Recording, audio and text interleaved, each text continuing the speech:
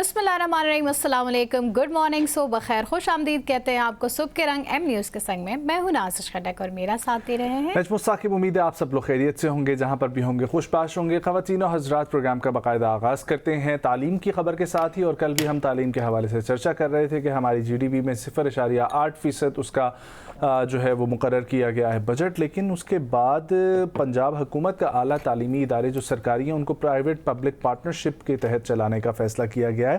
पंजाब हुकूमत ने higher education के तालीमी इदारों का निज़ाम पब्लिक प्राइवेट पार्टनरशिप के तहत चलाने का ये फ़ैसला किया है। हालांकि इससे कुछ दिन पहले ही कोई ऐसी खबर आ रही थी कि ऑलरेडी जो प्राइवेट पब्लिक पार्टनरशिप के तहत स्कूल चलाए जा रहे हैं उनमें बहुत सारी बेज़ाब्तियाँ देखने में आ रही हैं और ऐसे बहुत सारे लोग हैं जो वहाँ पर काबिज़ हैं। और इस तरीके से मुकम्मल ख़बर तो हमारे पास नहीं है, लेकिन ऐसी कुछ अपडेट्स हमारे पास आ रही थी।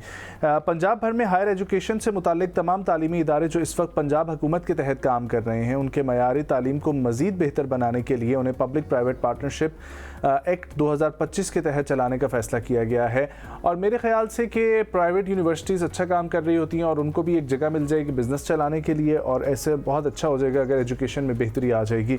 पंजाब भर में हायर एजुकेशन से मुतालिक ये जो एक्ट आया 2025 में नाफिज किया गया था, और इस ज़मन में इस नए निज़ाम की तिजारती, कानूनी और माली तकाज़ों के मुताबिक निगरानी के लिए वज़ीर ख़जाना पंजाब की सरबराही में एक 13 रुकनी कमेटी भी तश्कील दी गई है। कमेटी के मेंबरान में वज़ीर कानून और पार्लिमानी उमूर, वज़ीर higher education, chairman PND board, senior member board of revenue, secretary higher education, secretary finance, secretary school education, secretary कानून और पार्लिमानी उमूर, CIO Punjab public private partnership authority, managing director PPRA, chairperson Punjab higher education commission, chief operating officer Punjab higher education commission शामिल है। तमाम ही हमारे पंजाब की जो आला ब्यूरोक्रेसी के लोग हैं वो इसमें शामिल हैं। विल होप कि ये प्रोजेक्ट जो है पाकिस्तान में और पंजाब में तालीम का जो है वो एक बढ़ाव के लिए और तालीम के मजबूत निज़ाम के लिए एक मौसर कदम साबित होगा। We hope for the best कि अगर पंजाब में ये जो स्ट्रक्चर चेंज आया है ये काम कर जाता है और इससे बेहतरी आती है, तो बाकी सूबों को भी ये मुतारिफ कराने की ज़रूरत। और मुझे अच्छी चीज़ ये लगती है इस वक्त पंजाब ख़ासतौर पे इस टेन्योर में पंजाब के कि एटलीस्ट अगर पंजाब में प्रोजेक्ट्स देखे जाएँ तो बेशुमार आगाज़ हुए हैं प्रोजेक्ट्स के। मरियम नवाज़ ने जितने प्रोजेक्ट्स तालीम के लिए और बाकी तमाम तर चीज़ों के लिए जो है वो वहाँ पर मेहनत की है, अगर वो सक्सेसफुल हो जाते हैं तो वो एक रोल मॉडल के तौर पर ट्रीट किए जाएंगे पूरे बाकी मुल्क में भी। और रिसेंटली लाहौर ने साफ़ सुथरा माहौल के हवाले से भी जो है वो कोई टारगेट अचीव किया है। बिल्कुल ऐसा किया, और इनफैक्ट उन्होंने अभी मुहर्रम जो आने वाला है उसके लिए भी एक प्रॉपर लायामल जो है बनाया है कि क्या होगा, उस पर क्या होना चाहिए, किन को ड्यूटीज़ पे मामूर होना चाहिए, किसी किस्म की हमें नाखुशगवार वाक़या नहीं मिलना चाहिए। क्योंकि और इनफैक्ट इस चीज़ का भी ख्याल रखा गया है क्योंकि चूँकि गर्मी ज़्यादा होगी तो इसलिए सबीलों का इंतज़ाम भी इवन हर 5-1 मिनट बाद आपको रास्ते में करना पड़ेगा। सो आई थिंक ये बहुत अच्छे इकदाम जो हैं उठा रही हैं और इस चीज़ को अप्रिशिएट करना चाहिए। जहाँ पे अगर हम तनकीद करते हैं तो वहाँ अप्रिसिएशन भी उनका नहीं जी, no doubt Maryam Nawaz is doing amazing. जितने अच्छे तरीके से उन्होंने पंजाब में ट्रांसपोर्ट के ऊपर फोकस रखा हुआ, सॉलिड वेस्ट मैनेजमेंट के साफ़ सुथरा पंजाब के हवाले से, फिर उसके अलावा गंदम की ख़रीदारी का चाहे मामला हो, चाहे कोई और टूरिज़म के हवाले से मामला हो, यूनिवर्सिटी, हेल्थ केयर, सब चीज़ें वो बहुत ज़्यादा जो है इंफ्रास्ट्रक्चर पर बड़ी जो है मेहनत कर रही हैं। जो चीज़ें अप्रिशिएट करने वाली है उनको अप्रिशिएट करना चाहिए। लेकिन ये देखें ख़वातीन हज़रात, वज़ीर ख़जाना पाकिस्तान की कैसी बातें करती हैं और फिर इन बातों पे बंदा क्या करे। वज़ीर ख़जाना पाकिस्तान के कहते हैं कि पाकिस्तान जैसा मुनाफा दुनिया के किसी मुल्क के स्टॉक मार्केट में नहीं है। इसमें अब आप क्या कहना चाहेंगी?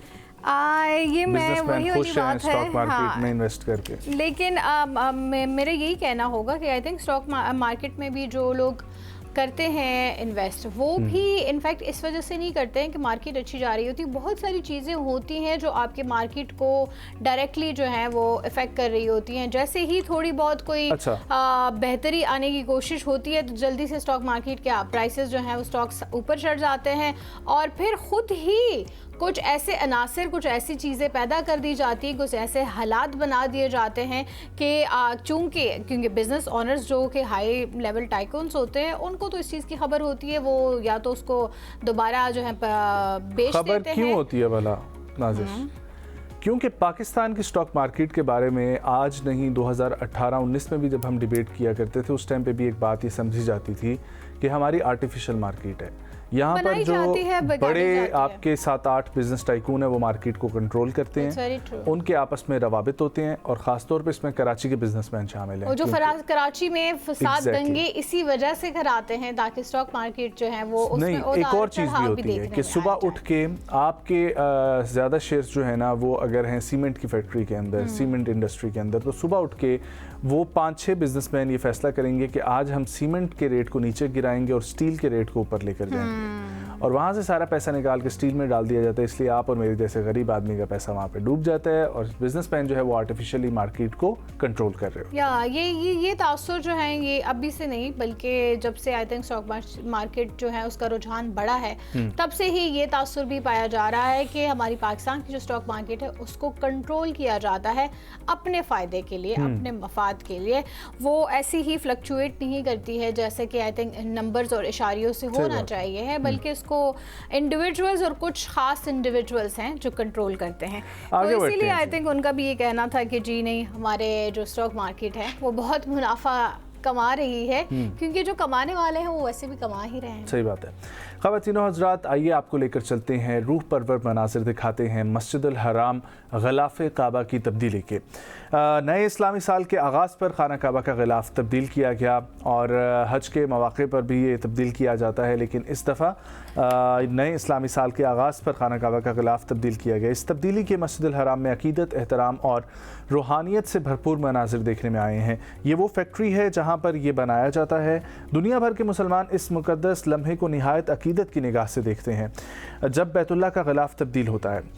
इस मुक़द्दस खिदमत में किस्वा फैक्ट्री के माहिरीन और हरम के कारकुनान समेत सैकड़ों अफराद शरीक होते हैं।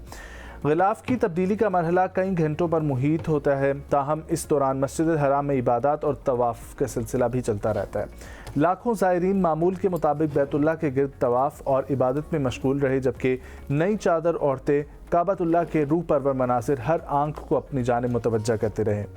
ये मुक़द्दस रवायत अब नए इस्लामी साल के पहले दिन अदा की जाती है। चंद बरस कबल तक ग़िलाफ़ काबा की तब्दीली 9 ज़िलहज्जा को उस वक्त की जाती थी जब हुज्जाज कराम मैदान अरफात रवाना हो चुके होते थे और मस्जिदुल हराम में निस्बतन कम रश होता था।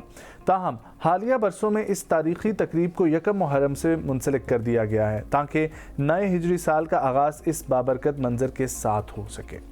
और ये वो फैक्ट्री है जहाँ पर ये बनाया जाता है और यहाँ पर तैयार किया जाता है ये ग़िलाफ़ काबा। किस्वा फैक्ट्री। ये लोग भी कितने खुशनसीब खुद को समझते होंगे और बेशक हैं भी जो इस सारी तैयारी में अपने जो हुनर का इस्तेमाल कर रहे हैं। इसमें सोने के धागे का इस्तेमाल होता है, चांदी के धागे का इस्तेमाल होता है, रेशम के धागे का इस्तेमाल किया जाता है। कितनी नफासत से वो इस अमल को सरअंजाम दे रहे हैं और कितने हुनरमंद होने की भी बात है और कितने फ़ख्र की भी ये बात है।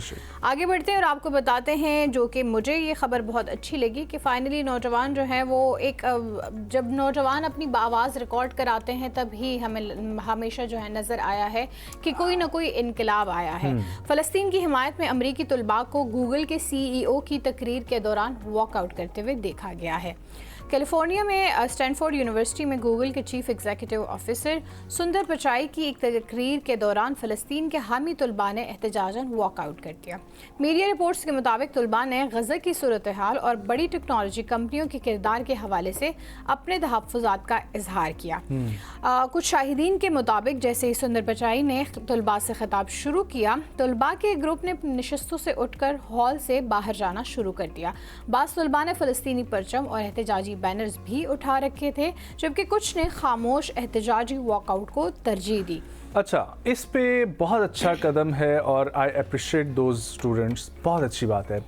लेकिन ना आज हम जिस अच्छे तरीके से इसको पेश कर रहे हैं ना और हमारे पाकिस्तान में किसी को भी ये दिखाएंगे ना आप, तो वो बड़ा खुशी से इसको देख के बोलेगा कि बहुत अच्छी बात है। और पाकिस्तान में किसी सियासतदान को या किसी यूनिवर्सिटी के रेक्टर को आप ये दिखाएंगे तो वो बोलेगा बहुत अच्छा कदम उठाया। लेकिन आई गारंटी यू पाकिस्तान में कोई वेस्ट से आया हुआ बंदा हो, अमेरिका से ताल्लुक़ रखने वाला, चाहे वो वाइस प्रेसिडेंट जेडी विंस क्यों ना हो, वहाँ से तशरीफ़ लाए हुए एलन मस्क हों या वो क्या है माइक्रोसॉफ्ट वाले, उनका क्या नाम है, बिल गेट्स हों, ठीक है। अगर पाकिस्तान में ऐसे तलबा करेंगे, बिलीव मी वो रेक्टर उनके ख़िलाफ़ एक्शन लेगा, ठीक है। बिलीव मी अगर ये किसी कौमी तकरीब में होगी तो वो DC, वो पुलिस ऑफिसर उनके ख़िलाफ़ एक्शन लेगा।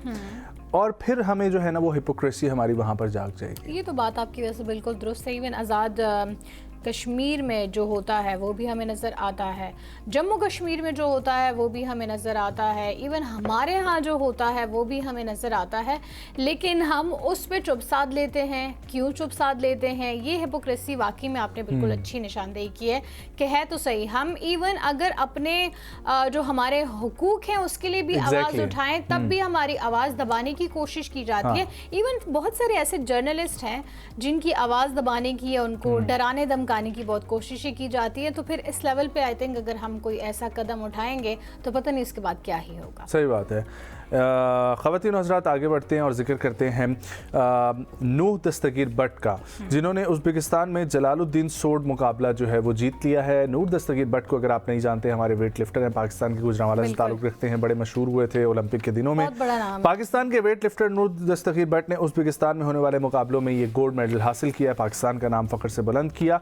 गुजरांवाला से ताल्लुक़ रखने वाले कॉमनवेल्थ चैम्पियन हैं ये नूह दस्तगीर भट्ट, और इन्होंने वर्ल्ड स्ट्रॉन्ग मैन मुकाबलों में जलालुद्दीन सॉर्ड का जो है वो टाइटल जीत लिया है। नूह दस्तगीर भट्ट ने कोरियाई हरीफ को शिकस्त दी है और इन्होंने 14 किलो वजनी तलवार 1 मिनट 49 सेकंड तक थाम कर ये गोल्ड मेडल अपने नाम कर लिया है। वेरी वेल डन टू नूह दस्तगीर भट्ट, और इसी तरीके से कामयाबियां जो है वो जीतते जाएं। और उज़्बेकिस्तान, और मेरा ख्याल है कि ये जो जलालुद्दीन सॉर्ड है, अब आई डोंट नो ये कौन से जलालुद्दीन है वहाँ पर, Jalaluddin Akbar, I am sure Jalaluddin Akbar के स्वॉर्ड से ही इसको रखा गया है। But we are very proud of you. हाँ, कि 14 किलो वजनी तलवार, 14 किलो वजनी तलवार, वैसे वजनी होगी वाकई में, है ना?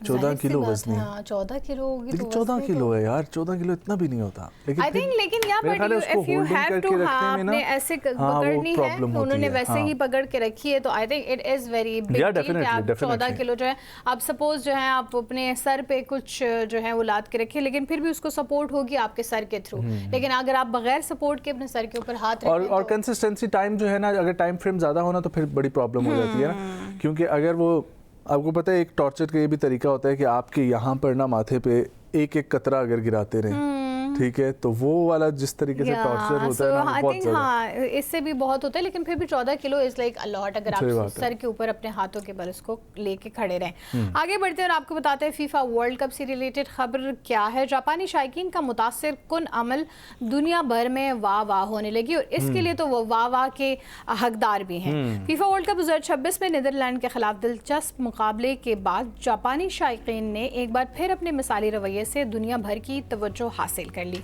टेक्सास के डालस स्टेडियम में मैच खत्म होने के बाद जहां बेशतर तमाशाई वापस रवाना हो गए थे, वहीं जापानी मदा अपनी नशिस्तों के अतराफ सफाई में मसरूफ नजर आ रहे हैं। ब्यूटीफुल, जो कि हर जगह होना चाहिए। खेलों के मुकाबलों के बाद अमूमन स्टेडियम में खाने के डब्बे, खाली कप और दीगर कचरा बिखरा रह जाता है, लेकिन जापानी शायकीन ने रवानगी से कबल तमाम फजला जमा करके अपनी जिम्मेदारी का सबूत दिया है। Very nice, very appreciable. ये वो कहते हैं कि प्रैक्टिस व्हाट यू प्रीच, तो वो जो प्रीच करते हैं वो प्रैक्टिस करके उन्होंने अमली सबूत भी दिया है। आई मीन वंडरफुल, इसकी जितनी तारीफ की जाए कम है। पाकिस्तान में भी ऐसे वाकयात होने चाहिए, ऐसी हमारे अंदर और भी, हमारे तो सफाई निस्फ ईमान है, हम ये भी कहते हैं, और उसके बावजूद भी चलते वो कहते हैं सफाई निस्फ ईमान है। इस लिहाज से तो यूरोप, अमेरिका और ये तमाम तर ममालिक में आधा ईमान तो मौजूद है। फिर वैसे भी नजम अगर देखा जाए तो जितनी ग़ीबत हमारे यहाँ पाई जाती है, जितनी मुनाफकत हमारे हसन निसार साहब, द ग्रेट हसन निसार साहब से एक दफ़ा सवाल हुआ कि पाकिस्तानी जो है, उनको सवाल आया कि पाकिस्तानी हम चाहे साइंस में और तरक्की में पीछे हो लेकिन इखलाकियात में हम आगे हैं। अच्छा, तो ही वाज लाइक बिल्कुल इखलाकियात में तुम लोग आगे हो, गंदा दूध बेचना, दूध में मिलावट करना तुम लोगों के यहाँ है।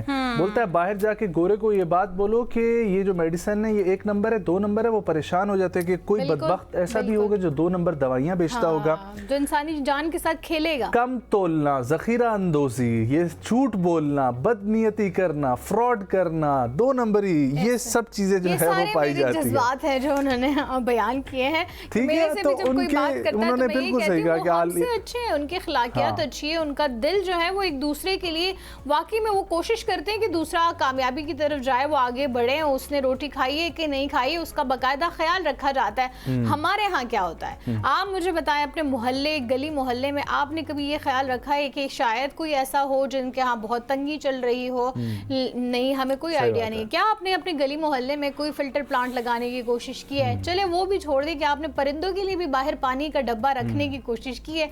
नहीं, ये सब हम कुछ भी नहीं करते। बस हम कहते हैं हम मुसलमान हैं, अल्हम्दुलिल्लाह। अल्हम्दुलिल्लाह। पाकिस्तान का मतलब क्या? ला इलाहा इल्लल्लाह। बस इसके बाद हम लोगों को सब जन्नत में पक्के हो गए। हाँ जी। आगे बढ़ते हैं ख़वातीन और हज़रात। पाकिस्तान फुटबॉल के लिए तारीखी पेशरफ्त हुई है और कौमी टीम को इफ्तिताही फीफा आसियान कप में जो है वो शिरकत की दावत दी गई है। पाकिस्तान फुटबॉल के लिए एक अहम और तारीखी ये पेशरफ्त समझी जा रही है। ज़राए के मुताबिक फीफा ने पाकिस्तान को इवेंट में शिरकत की बाज़ाब्ता दावत दी, जिसके बाद पाकिस्तान फुटबॉल फेडरेशन ने कौमी टीम की शिरकत की तस्दीक कर दी है।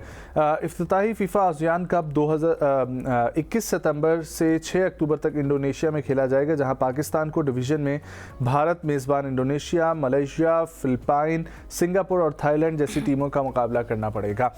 ये टूर्नामेंट पाकिस्तान फुटबॉल के लिए निहायत अहम करार दिया जा रहा है। पाकिस्तान फुटबॉल टीम पहली बार फीफा के किसी इवेंट में शिरकत के लिए जा रही है और उसका क्रेडिट मेरा ख्याल है कि जो रिसेंटली पाकिस्तान के फीफा के प्रेसिडेंट है मोहसिन गिलानी, उनको भी जाता है कि उनकी भी काफ़ी कोशिशें वहाँ पर हैं, जिसकी वजह से ये एक्टिविटीज़ का आगाज़ हुआ। और वाइस प्रेसिडेंट फीफा भी पाकिस्तान में आए थे अभी कोई हालिया 4 महीने 3 महीने पहले, और वहाँ पर भी हमने देखा कि काफ़ी अच्छी एक्टिविटीज़ पाकिस्तान में रही थी।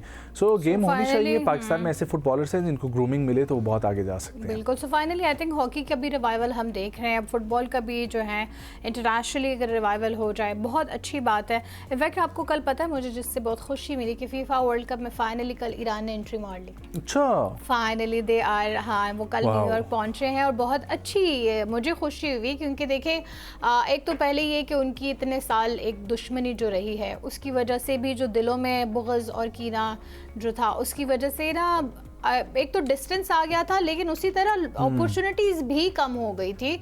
सो कल जो उनकी आमद हुई है लॉस एंजलिस में और अब वो बाकायदा न्यूजीलैंड का मुकाबला करेंगे, ये एक अमन और पीस का पैगाम भी आगे पहुंचाता है। जैसे ही डील साइन हुई है उसकी अगली शाम ही वो वहाँ पहुँच गए हैं। सो आई थिंक ये चीज़ें होती हैं जो पीस डील्स के थ्रू हमें नज़र आती हैं, और ये आई थिंक जो पीस का जो सफ़र है जिसकी वजह से इनफैक्ट पाकिस्तान भी बहुत फेमस हुआ है, लेकिन पीस बढ़ाना, अमन कायम करना, ये हर इंसान और हर मुल्क का एक जेवर होना चाहिए, ख्वाब होना चाहिए, उसकी तरफ कोशां भी होना चाहिए। एग्जैक्टली। आगे बढ़ते हैं और बड़ी अच्छी मुझे ये खबर लगी है। मिस्टर बीस्ट को सब जानते हैं, यूट्यूबर हैं, उनको फॉलो बहुत सारी दुनिया करती है। उन्होंने नया रिकॉर्ड बना लिया और रिकॉर्ड दुनिया में बनाने वाले वो पहले शख्सियत हैं। उन्होंने 50 करोड़ यानी कि 500 मिलियन सब्सक्राइबर जो है वो हासिल कर लिए हैं। और मिस्टर बीस्ट ने यह तारीखी संग मील एक लाइव स्ट्रीम के दौरान हासिल किया, जिसे दुनिया भर के लाखों सार्फिन ने बराह रास्त देखा। अपने मुनफरिद और सनसनीखेज चैलेंजेस, भारी मालियत के इनामात और बड़े पैमाने पर फलाही सरगर्मियों की वजह से दुनिया भर में मकबूल मिस्टर बीस्ट जो हैं उन्होंने ये नया रिकॉर्ड अपने नाम कर लिया है। मिस्टर बीस्ट को अगर आप नहीं जानते तो आप लोगों की टीवी स्क्रीन पर वो आ रहे हैं और आप देखेंगे किस तरीके से सेकंड्स के हिसाब से उनके सब्सक्राइबर बढ़ रहे हैं। और बहुत ही बड़ा, आई थिंक 500 मिलियन अभी तक किसी का भी नहीं है यूट्यूब पे। He is the first human being जिनका इतना बन गया है। लेकिन अब इस रेस में बहुत सारे लोग दौड़ रहे हैं, बहुत सारे लोग तो ऐसा कंटेंट डाल रहे हैं कि समझ ही नहीं आती। अच्छा, कल मैं किसी का पॉडकास्ट देख रही थी, बल्कि खाकान शाहनवाज ही कह रहा था, वो कह रहा था कि काफ़ी कुछ दिनों से मैं एक चीज़ नोट कर रहा हूँ, अब मैं आपकी भी इस पर राय लेना चाहूँगी। वो कह रहा था कि ना बहुत सारे पॉडकास्टर्स आ गए हैं जिनकी कोई शनाख्त अपनी नहीं है और वो ऐसे लोगों को बिठा रहे हैं जिनकी भी कोई शनाख्त नहीं है और ऐसे वाहियात किस्म के सवालात उनसे किए जाते हैं जिसको सुनने वाला भी जो है वो अनकंफर्टेबल हो जाता है। जो वो लोग जो बैठे हैं उसका जवाब दे रहे हैं, ऑन स्क्रीन दे रहे हैं, लेकिन वो नहीं अनकंफर्टेबल होते। तो मुझे ये बताएं, पहले तो आप पॉडकास्टर जो पॉडकास्ट कर रहे हैं, आप कौन हैं, आपकी क्या शनाख्त है, आपकी क्या क्रेडिबिलिटी है, फिर आपने जिस गेस्ट को बिठाया है उसकी क्या क्रेडिबिलिटी है। क्योंकि एज अ पॉडकास्टर और एज पॉडकास्ट जिस मकसद के हुसूल के लिए होना चाहिए, उसका मकसद तो यही होना चाहिए कि आप किसी क्रेडिबल सोर्स को, किसी क्रेडिबल शख्सियत को बिठाएं और उनकी राय लें, ताकि एक जो मुआशरे में इन्फ्लुएंस उसकी की वजह से क्रिएट होगा उसमें कोई मस्बत पहलू नजर आए। आपका क्या कहना है इस बारे में? बिल्कुल सही बात है जी।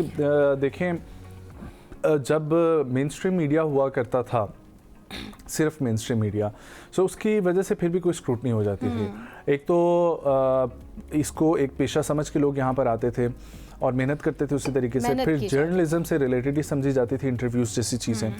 और अगर एंटरटेनमेंट कोई प्रोग्राम है तो वो एंटरटेनमेंट से रिलेटेड लोग जो है उनकी उस तरीके से ग्रूमिंग हुई होती थी, लेकिन फिर भी अखलाकियात का ख्याल रखा जाता था। ऐसी कन्वर्सेशंस सुनवाई जाती थी जिनकी वजह से लोगों का फ़ायदा हो। उसमें भी एक चीज़ आती है कि अगर आपने हंसी मजाक का आंसर देना है तो उसमें वी ऑल नो अनवर मकसूद साहब और मोइनुद्दीन साहब का क्या नाम था उनका, मोइन अख्तर साहब का, ठीक है, बहुत अच्छा जो है वो लूज टॉक के नाम से प्रोग्राम आता था। उसमें देखें कि वो हंसी मजाक होता था लेकिन एक सबक आमेज़ मौजू पे जो है वो गुफ्तगू होती थी। फिर दूसरी चीज़ हम देखें तो ख़बरनाक जैसे आफ्ताब इकबाल के बहुत सारे प्रोग्राम्स थे, उनमें भी डिस्कशंस में इंफॉर्मेशन फ़्लो की जाती थी। जब से सोशल मीडिया आ गया तो सोशल मीडिया एक शहर की तरह है। जब आप निकलते हैं आपको इसमें अच्छे लोग भी मिलते हैं, बुरे लोग भी मिलते हैं, पॉश इलाका भी मिलता है, इस्लाम एरिया भी मिलता है, हर किस्म की जहनीत पाई जाती है और वो तमाम तर जहनीत सोशल मीडिया के ऊपर आ गई है। उनको आप रोक नहीं सकते।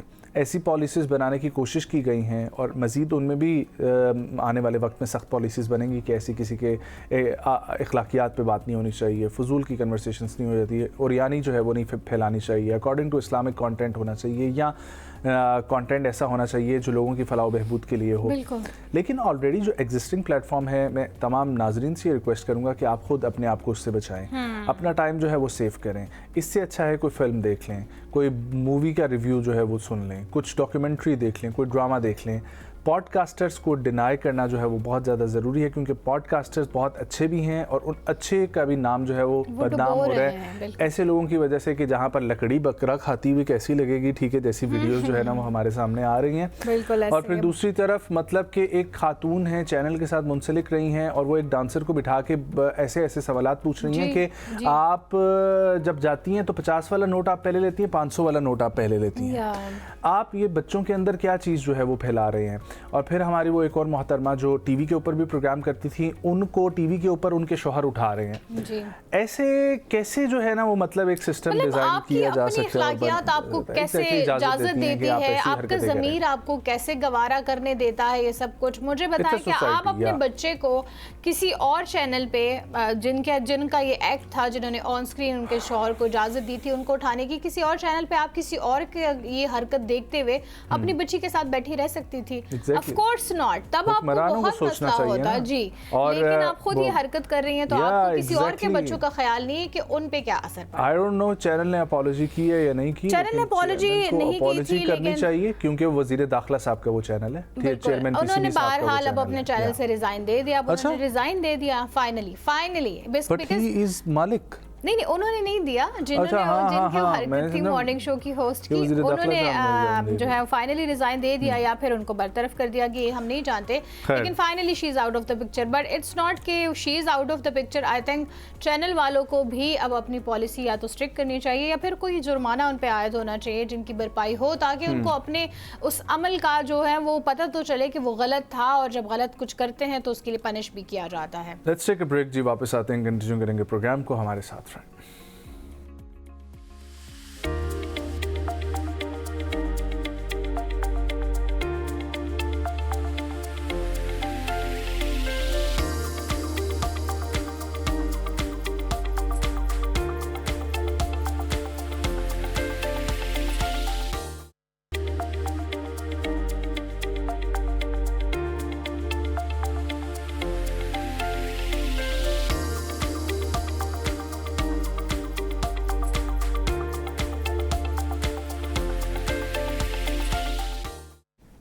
Welcome back viewers. ख़वातीनो हज़रात, ईरान के सदर मसूद पज़ेश्कियान ने कहा है कि पार्लियामेंट ने वाज़ेह तौर पर जो है वो हिमायत कर दी है अमेरिका के साथ मुआहदे की, जिसमें रहबर मुअज़्ज़म मुज्तबा ख़ामनाई ने जो है वो काफ़ी कलीदी किरदार अदा किया है।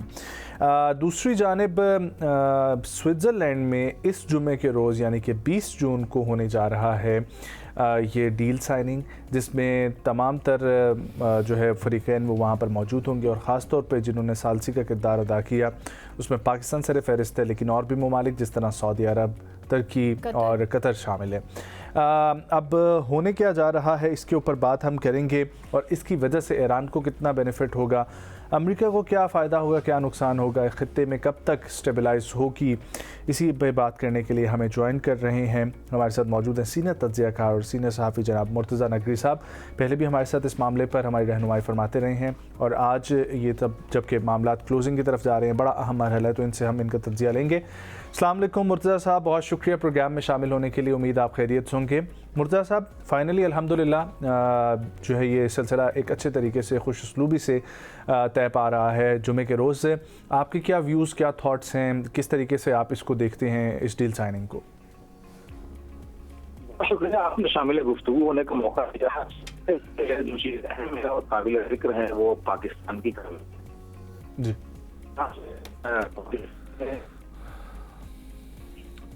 जी मुर्तज़ा साहब, आपके साथ जो है ना वो आवाज़ थोड़ा सा मसला आ रहा है। हम दोबारा उनसे कनेक्ट करने की कोशिश करते हैं। ख़वातीनो हज़रात, ख़बरें कुछ इस तरीके से हैं कि G7 का इजलास भी होने जा रहा है स्विट्ज़रलैंड में, इसलिए डिफरेंट ममालिक वहाँ पर मौजूद होंगे।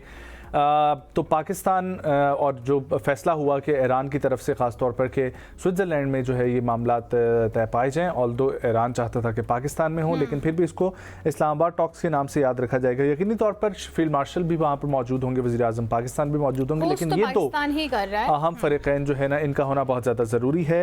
और तकरीबन ये कहा जा रहा है कि ईरान को $300 मिलियन देने का झूठा प्रोपेगेंडा डेमोक्रेट्स फैला रहे हैं। ऐसा कुछ नहीं है, सदर डोनाल्ड ट्रंप की तरफ से ऐसा कहा जा रहा है। अमेरिकी सदर डोनाल्ड ट्रंप ने ईरान को $300 मिलियन देने से मुतालिक खबरों को मुकम्मल तौर पर जो है वो बेबुनियाद करार देते हुए उसे सियासी प्रोपेगेंडा करार दिया है।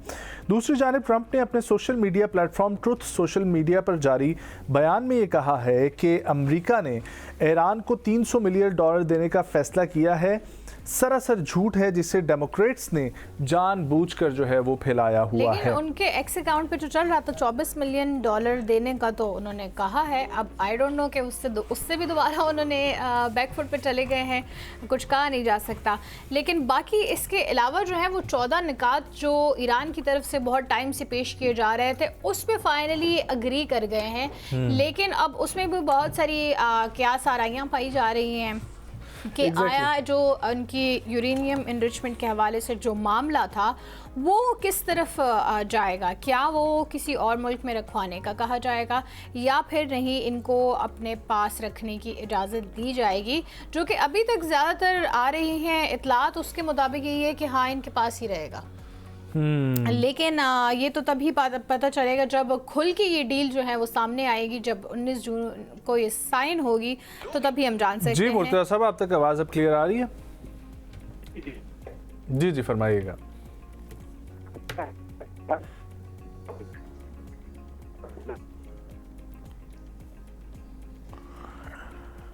लेकिन ख़वातीनो हज़रात, स्ट्रेट ऑफ हॉर्मुज़ का एक मसला बहुत सर फहरिस्त था जिसके ऊपर हम लोग कर रहे हैं।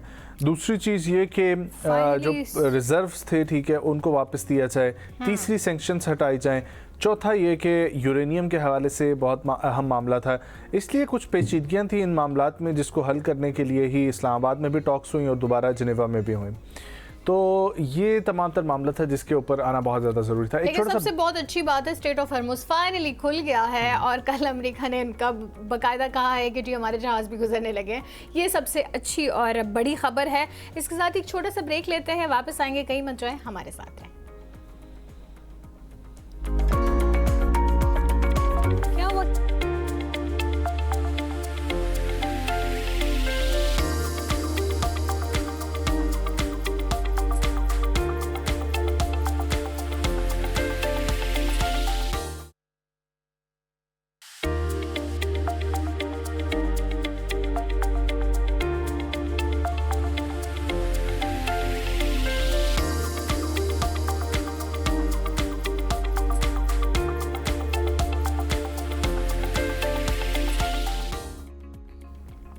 Welcome back. ख़वातीनो हज़रात, हम ईरान और अमेरिका की जंगबंदी के हवाले से बात कर रहे हैं, जो डील साइनिंग हो गई है। इसी के ऊपर बात करने के लिए हमें ज्वाइन किया हुआ है मुर्तज़ा नकवी साहब ने, सीनियर तज्ज़ियाकार हैं। जी मुर्तज़ा साहब, बहुत शुक्रिया शामिल गुफ्तगू होने का मौका दिया। देखिए एक बात जो मैं हमेशा करता आया हूँ उसी को कंटिन्यू करूंगा, सिर्फ एक लफ्ज के साथ, कि पाकिस्तान का किरदार इस मामले में मिसाली और आली रहा है। जितनी कोशिश इसराइल ने इस दुनिया को अमन की तरफ ले जाने से रोकने और इस डील को खराब करने की उतनी ही कोशिश है, अगर मैं इससे ज्यादा ना भी कहूँ, उतनी ही कोशिश है पाकिस्तान ने इस दुनिया को अमन की तरफ ले जाने की और इस डील को क्लियर करने की कोशिश की। नतीजे में दो काम वाज़ेह तौर पर सामने आए, दो नतीजे। पहला नतीजा ग्रेटर इसराइल का जो मंसूबा था वो रुका, दूसरा नतीजा अखंड भारत का जो ख्वाब था वो रुका। अब मैं आता हूँ डील की तरफ। देखिए ये डील होनी थी, उसकी बुनियादी वजह यह है कि अमेरिका जितने भी इरादे लेकर, जितने भी मंसूबे लेकर इस खित्ते में आया था, उनमें से एक भी इम्प्लीमेंट नहीं हो सका। एक चीज जो उनके हाथ आ सकी वो ये थी कि ईरान के supreme leader Ayatollah Syed Ali Khamenei को शहीद करना। वो समझ रहे थे कि इस शहादत के बाद उन्हें किसी किस्म की बरतरी मिल जाएगी या ईरान में रिजीम चेंज हो जाएगी। हाँ, रिजीम चेंज बिल्कुल हुई, लेकिन ये हुई क्या, 86 साल खामेनेई के बदले 52 साल नए खामेनेई का ईरान के अंदर सुप्रीम लीडर बनना अमेरिका के लिए रिजीम चेंज का बाइस बना। और ये ऐसी रिजीम चेंज बनी कि दुनिया के बड़े बड़े ममालिक जो ये समझ रहे थे कि 7 दिन से ज्यादा ईरान सरवाइव नहीं कर पाएगा, वो ये देखने और जानने पर मजबूर हो गए कि न सिर्फ 7 दिन बल्कि ईरान की 7 साल तक सरवाइव करने की सलाहियत मौजूद है। और वो जो हिस्ट्री थी ईरान की जंगी या उनकी काविशों की जो हिस्ट्री थी, उनकी जो तारीख थी, जो लोग नहीं जानते थे, जिसकी दुनिया वाकिफ नहीं थी, बेहतर ये हुआ कि अमेरिका के इस इक़दाम की वजह से यूरोप को ही पता चल गया और उन्होंने ऐलान ये जुमले का है कि ईरान की ताकत को हम समझ गए हैं, हमें अंदाजा हो गया है कि लड़ाई के जरिए हम ईरान से कुछ भी हासिल नहीं कर सकते हैं। लिहाजा हम कोशिश ये करेंगे कि टेबल के ऊपर बैठकर टेबल टॉक के जरिए हासिल किया जाए। और उसकी एक बड़ी अलामत यह है, कल मैं ईरान के जो ऑफिशियल उनकी जो साइट्स है उस पर एक खबर पढ़ रहा था कि 4 बड़े यूरोपियन जो कंट्रीज हैं वो भी ये सोच रहे हैं इस वक्त के कुछ पाबंदियां ईरान के ऊपर से हम हटाएं और उसके बदले ईरान से अपने लिए एक बेहतर डील करें। अच्छा मुर्तज़ा साहब, इसकी तरफ तो हम आएंगे कि क्या फ़ायदा हासिल होगा ईरान को, अमेरिका को, लेकिन यूरेनियम के हवाले से डील में क्या नुक्ता है वो ज़रा बताइएगा। देखिए यूरेनियम के हवाले से ईरान अभी तक इस बात पर कंफर्म है, इस बात पर बिल्कुल इत्मीनान रखता है कि यूरेनियम ईरान से बाहर नहीं जाएगा। हाँ, अगर कोई चीज होगी, जो जुमला मैंने पहले कहा था, अगर आपको याद हो, आप ही के प्रोग्राम में एक नाइट शो था जिसमें मैंने ये 3 चीजें बयान की थी। आपने हुर्मुज का कंट्रोल ईरान नहीं छोड़ेगा, लेकिन जो वहाँ टूल टैक्स या सिक्योरिटी टैक्स लिया जाएगा उसको एग्जेम्प्ट करेगा ईरान। ठीक है। दूसरे नंबर मैंने ये बात की थी कि यूरेनियम जो है वो मुमकिन है कि थर्ड किसी सालिस को दे दिया जाए, लेकिन ज्यादातर इम्कानात ये हैं कि ईरान उस यूरेनियम का जो लेवल है उसको कम करे और जो उसका गाढ़ापन है, उसकी जो गिलाजत है, उसको ईरान हल्का कर दे। ये बात मैंने इसलिए की थी कि 40 दिन तक जिस चीज पर बुनियादी तौर पर फाइट हो रही है, जिसका नाम लिया जा रहा है, वो यूरेनियम है। और जब ईरान 40 दिन की जंग और इतनी बड़ी तबाही के बावजूद यूरेनियम यानी अपने आप को राजी कर रहा है कि मैं मजीद फाइट करूंगा, जितने भी मेरे नुकसान होंगे वो बर्दाश्त करूंगा, तो जिस चीज के लिए बुनियादी तौर पर ईरान इतना नुकसान उठा रहा है उस चीज पर इतनी आसानी से डील नहीं करेगा। तीसरा जुमला मैंने ये कहा था कि अमेरिका डैमेज क्लेम ईरान को नहीं देगा, उसके बदले जो मुंजमद असाते हैं वो छोड़े जाएंगे और ईरान को टैक्स फ्री किया जाएगा। यानी जो सैंक्शंस हैं ईरान की ऑयल और पेट्रोकेमिकल इंडस्ट्री के ऊपर, उसे छोड़ा जाएगा। ये नुकात आप मेरे अपने ही प्रोग्राम में चेक कर सकते हैं, कुछ अरसे पहले जो मैंने इस्लामाबाद से आपके यहाँ प्रोग्राम किया था। और यही चीजें डील के अंदर इस वक्त मेनली मौजूद हैं जिनके ऊपर बातचीत हो रही है और लेबनान मिला के ये 4 पॉइंट्स मैंने कहे थे और इन्हीं चीजों के ऊपर बुनियादी तौर पर मामला अटका हुआ था। और यही चीजें जब सॉल्व हुई हैं तो मैं समझता हूँ कि डील हुई है। अभी भी इसराइल सिर्फ लेबनान के इशू को लेकर इस डील को खराब करने की पूरी कोशिश कर रहा है। लेकिन अल्हम्दुलिल्लाह पाकिस्तान, सऊदी अरब और खित्ते के ममालिक मिलकर मैं समझता हूँ कि इस डील को कामयाब करेंगे, क्योंकि इसकी कामयाबी में पूरी दुनिया में अमन, बका और खुद अमेरिका के लिए भी बेहतरी है। आप वैसे इस चीज़ को किस तरह देखते हैं कि second phase of Islamabad talks, इसको बेशक ही इस्लामाबाद टॉक्स का नाम दिया गया है, लेकिन इसके लिए जो जगह का इंतखाब इस बार हुआ है वो जिनीवा हुआ है। सिक्योरिटी खदशात की वजह से ईरान इस बात पे इससे पहले इत्तेफाक नहीं कर रहा था, इसीलिए कुछ डिले का भी शिकार हुआ। लेकिन अब आपको क्यों लगता है कि ईरान ने क्यों जो है वो हामी भरी होगी और इस जगह का इंतखाब किया होगा, इस चीज़ को बताइएगा। और दूसरा ये बताइएगा कि इसमें 14 नकात जो पहले से ही कुछ रिजर्वेशन और कंसर्न्स ईरान ने शो किए थे और 14 नुकात पे एग्री करने को कहा गया था, लेकिन उस पे अमेरिका एग्री नहीं कर रहा था। आपको लगता है कि क्या 14 के 14 नुकात पे ही एग्री किया जाएगा? मतलब जीत इज लाइक टोटली हम कह सकते हैं सिर्फ ईरान की ही होगी? मालूम चाहता हूँ, देखिए अमेरिका अहद शिकनियों के हवाले से अपनी एक जो तारीख रखता है उसे देखकर ये कहा जा सकता है कि किसी भी टाइम अमेरिका मुड़ सकता है। लेकिन इस वक्त सबसे बड़ा मसला ये है कि ये डील पूरी दुनिया के सामने पूरी दुनिया की भी जरूरत बन गई है। अगर ईरान के साथ मामला पहले वाले होते जो इस जंग से पहले के थे तो शायद टेबल टॉक जो अमेरिका और ईरान की हो रही थी, ये कहा जा सकता था कि अमेरिका प्रेशर डाल के अपने लिए ज्यादा मामला निकलवा सकता है। लेकिन इस वक्त चूंकि ईरान का अपर हैंड है और अपना होर्मुज ऐसी बला बन गई है तो मैं अपने प्रोग्राम में कई बार जंग से पहले कह चुका था कि आपने होर्मुज अगर ईरान ने ब्लॉक कर दी तो ये इनके लिए जहर कातिल साबित होगा, और वो हुआ भी यही। तो अब ईरान मजबूर नहीं है, अमेरिका मजबूर है। देखिए अगर मिसाल के तौर पे इन्होंने ईरान का दरियाई मुआवजा कर दिया है, बदले में ईरान ने अपने होर्मुज को बंद करके मजीद टाइट कर दिया ना, तो ईरान एक मुल्क इक़्तिसादी तौर पर कमजोर होगा, जबकि दुनिया के कई मुल्क इक़्तिसादी तौर पर मुसलसल कमजोर होंगे। और ये अमेरिका के लिए किसी तौर काबिल कबूल नहीं है।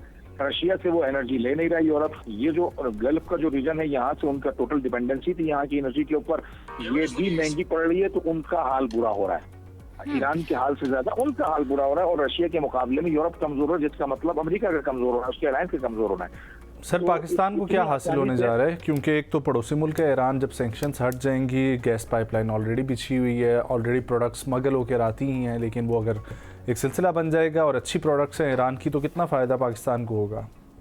जनाब हमें अगर सिर्फ और सिर्फ गैस मिल जाए सस्ती, देखिए ना हमारी इंडस्ट्रीज गैस पर डिपेंड करती थी, हमारा बहुत सारा मुल्क का कारोबार, हमारी एक्सपोर्ट्स गैस पर डिपेंड करती थी। अगर हमें सस्ती गैस हमारे दरवाजे के ऊपर मिल जाए तो हमारी दोबारा सनत रिवाइव हो सकती है, हमारे कारोबार चल सकते हैं, मुल्क की जो रिफाह का सिस्टम है वो आगे बढ़ सकता है।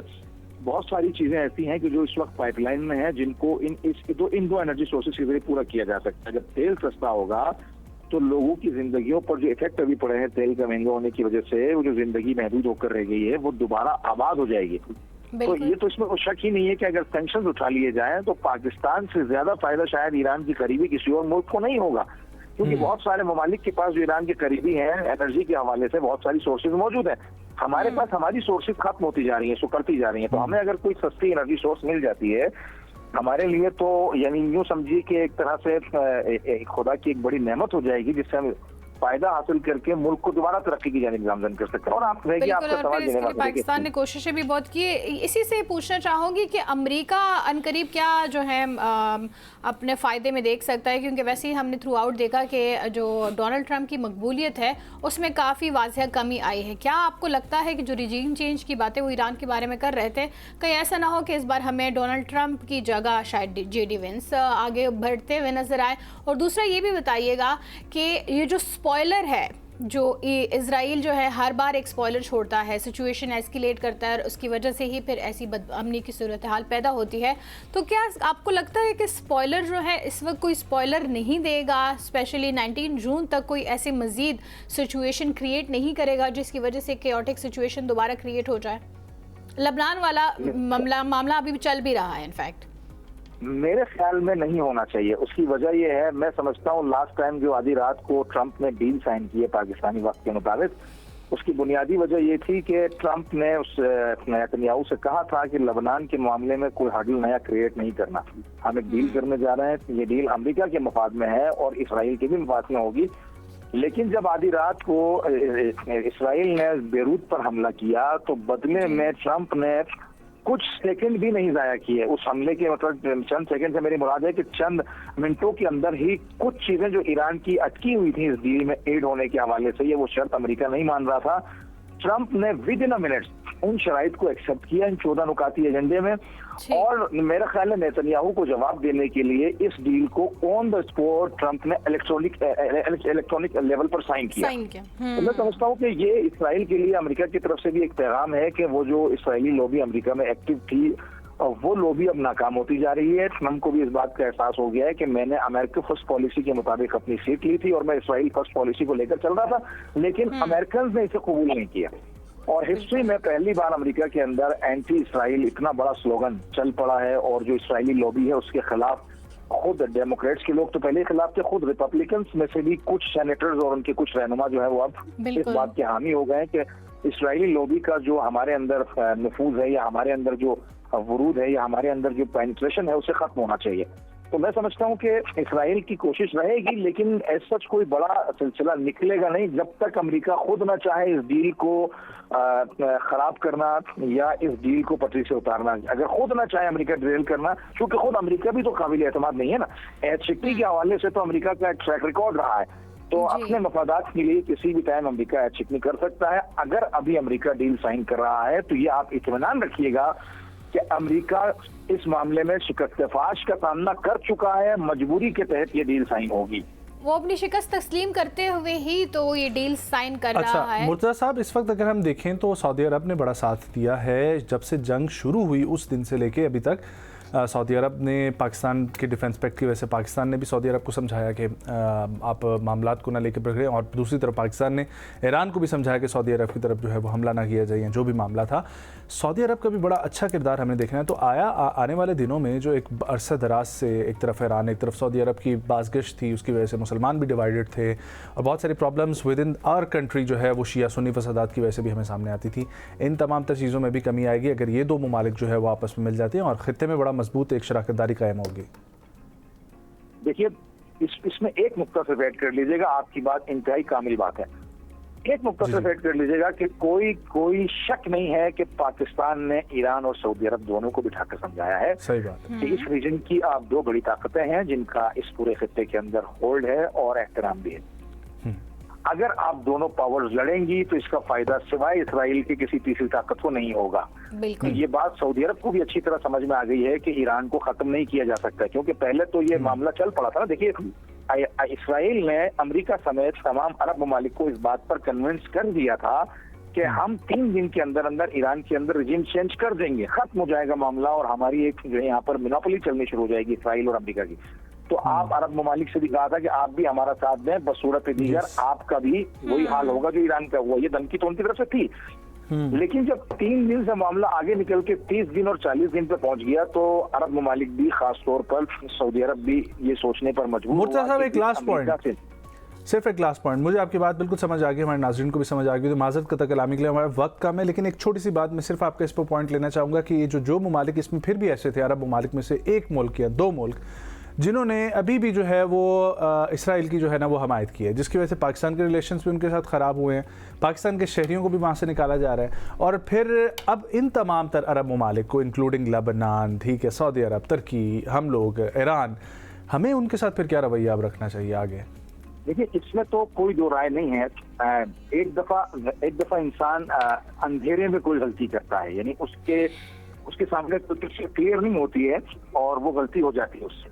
लेकिन एक दफा इंसान जानबूझकर आपको नुकसान पहुंचा रहा होता है। देखिए ना, गलती से कंधा टकरा जाने में और जानबूझकर इंसान को मुक्का मारने में बहुत फर्क होता है। तो ये जो जिस मुल्क की आप बात कर रहे हैं वो इस वक्त पाकिस्तान और रीजन के दीगर ममालिक को जानबूझकर मुक्के मार रहा है। एग्जैक्टली नहीं है मामला। बहुत शुक्रिया मुर्तज़ा नकवी साहब आपके वक्त के लिए। ख़वातीन और हज़रात, हमारे पास वक्त कम था, एक ब्रेक शामिल करते हैं, हेडलाइंस का वक्त हुआ जाता है हमारे साथ।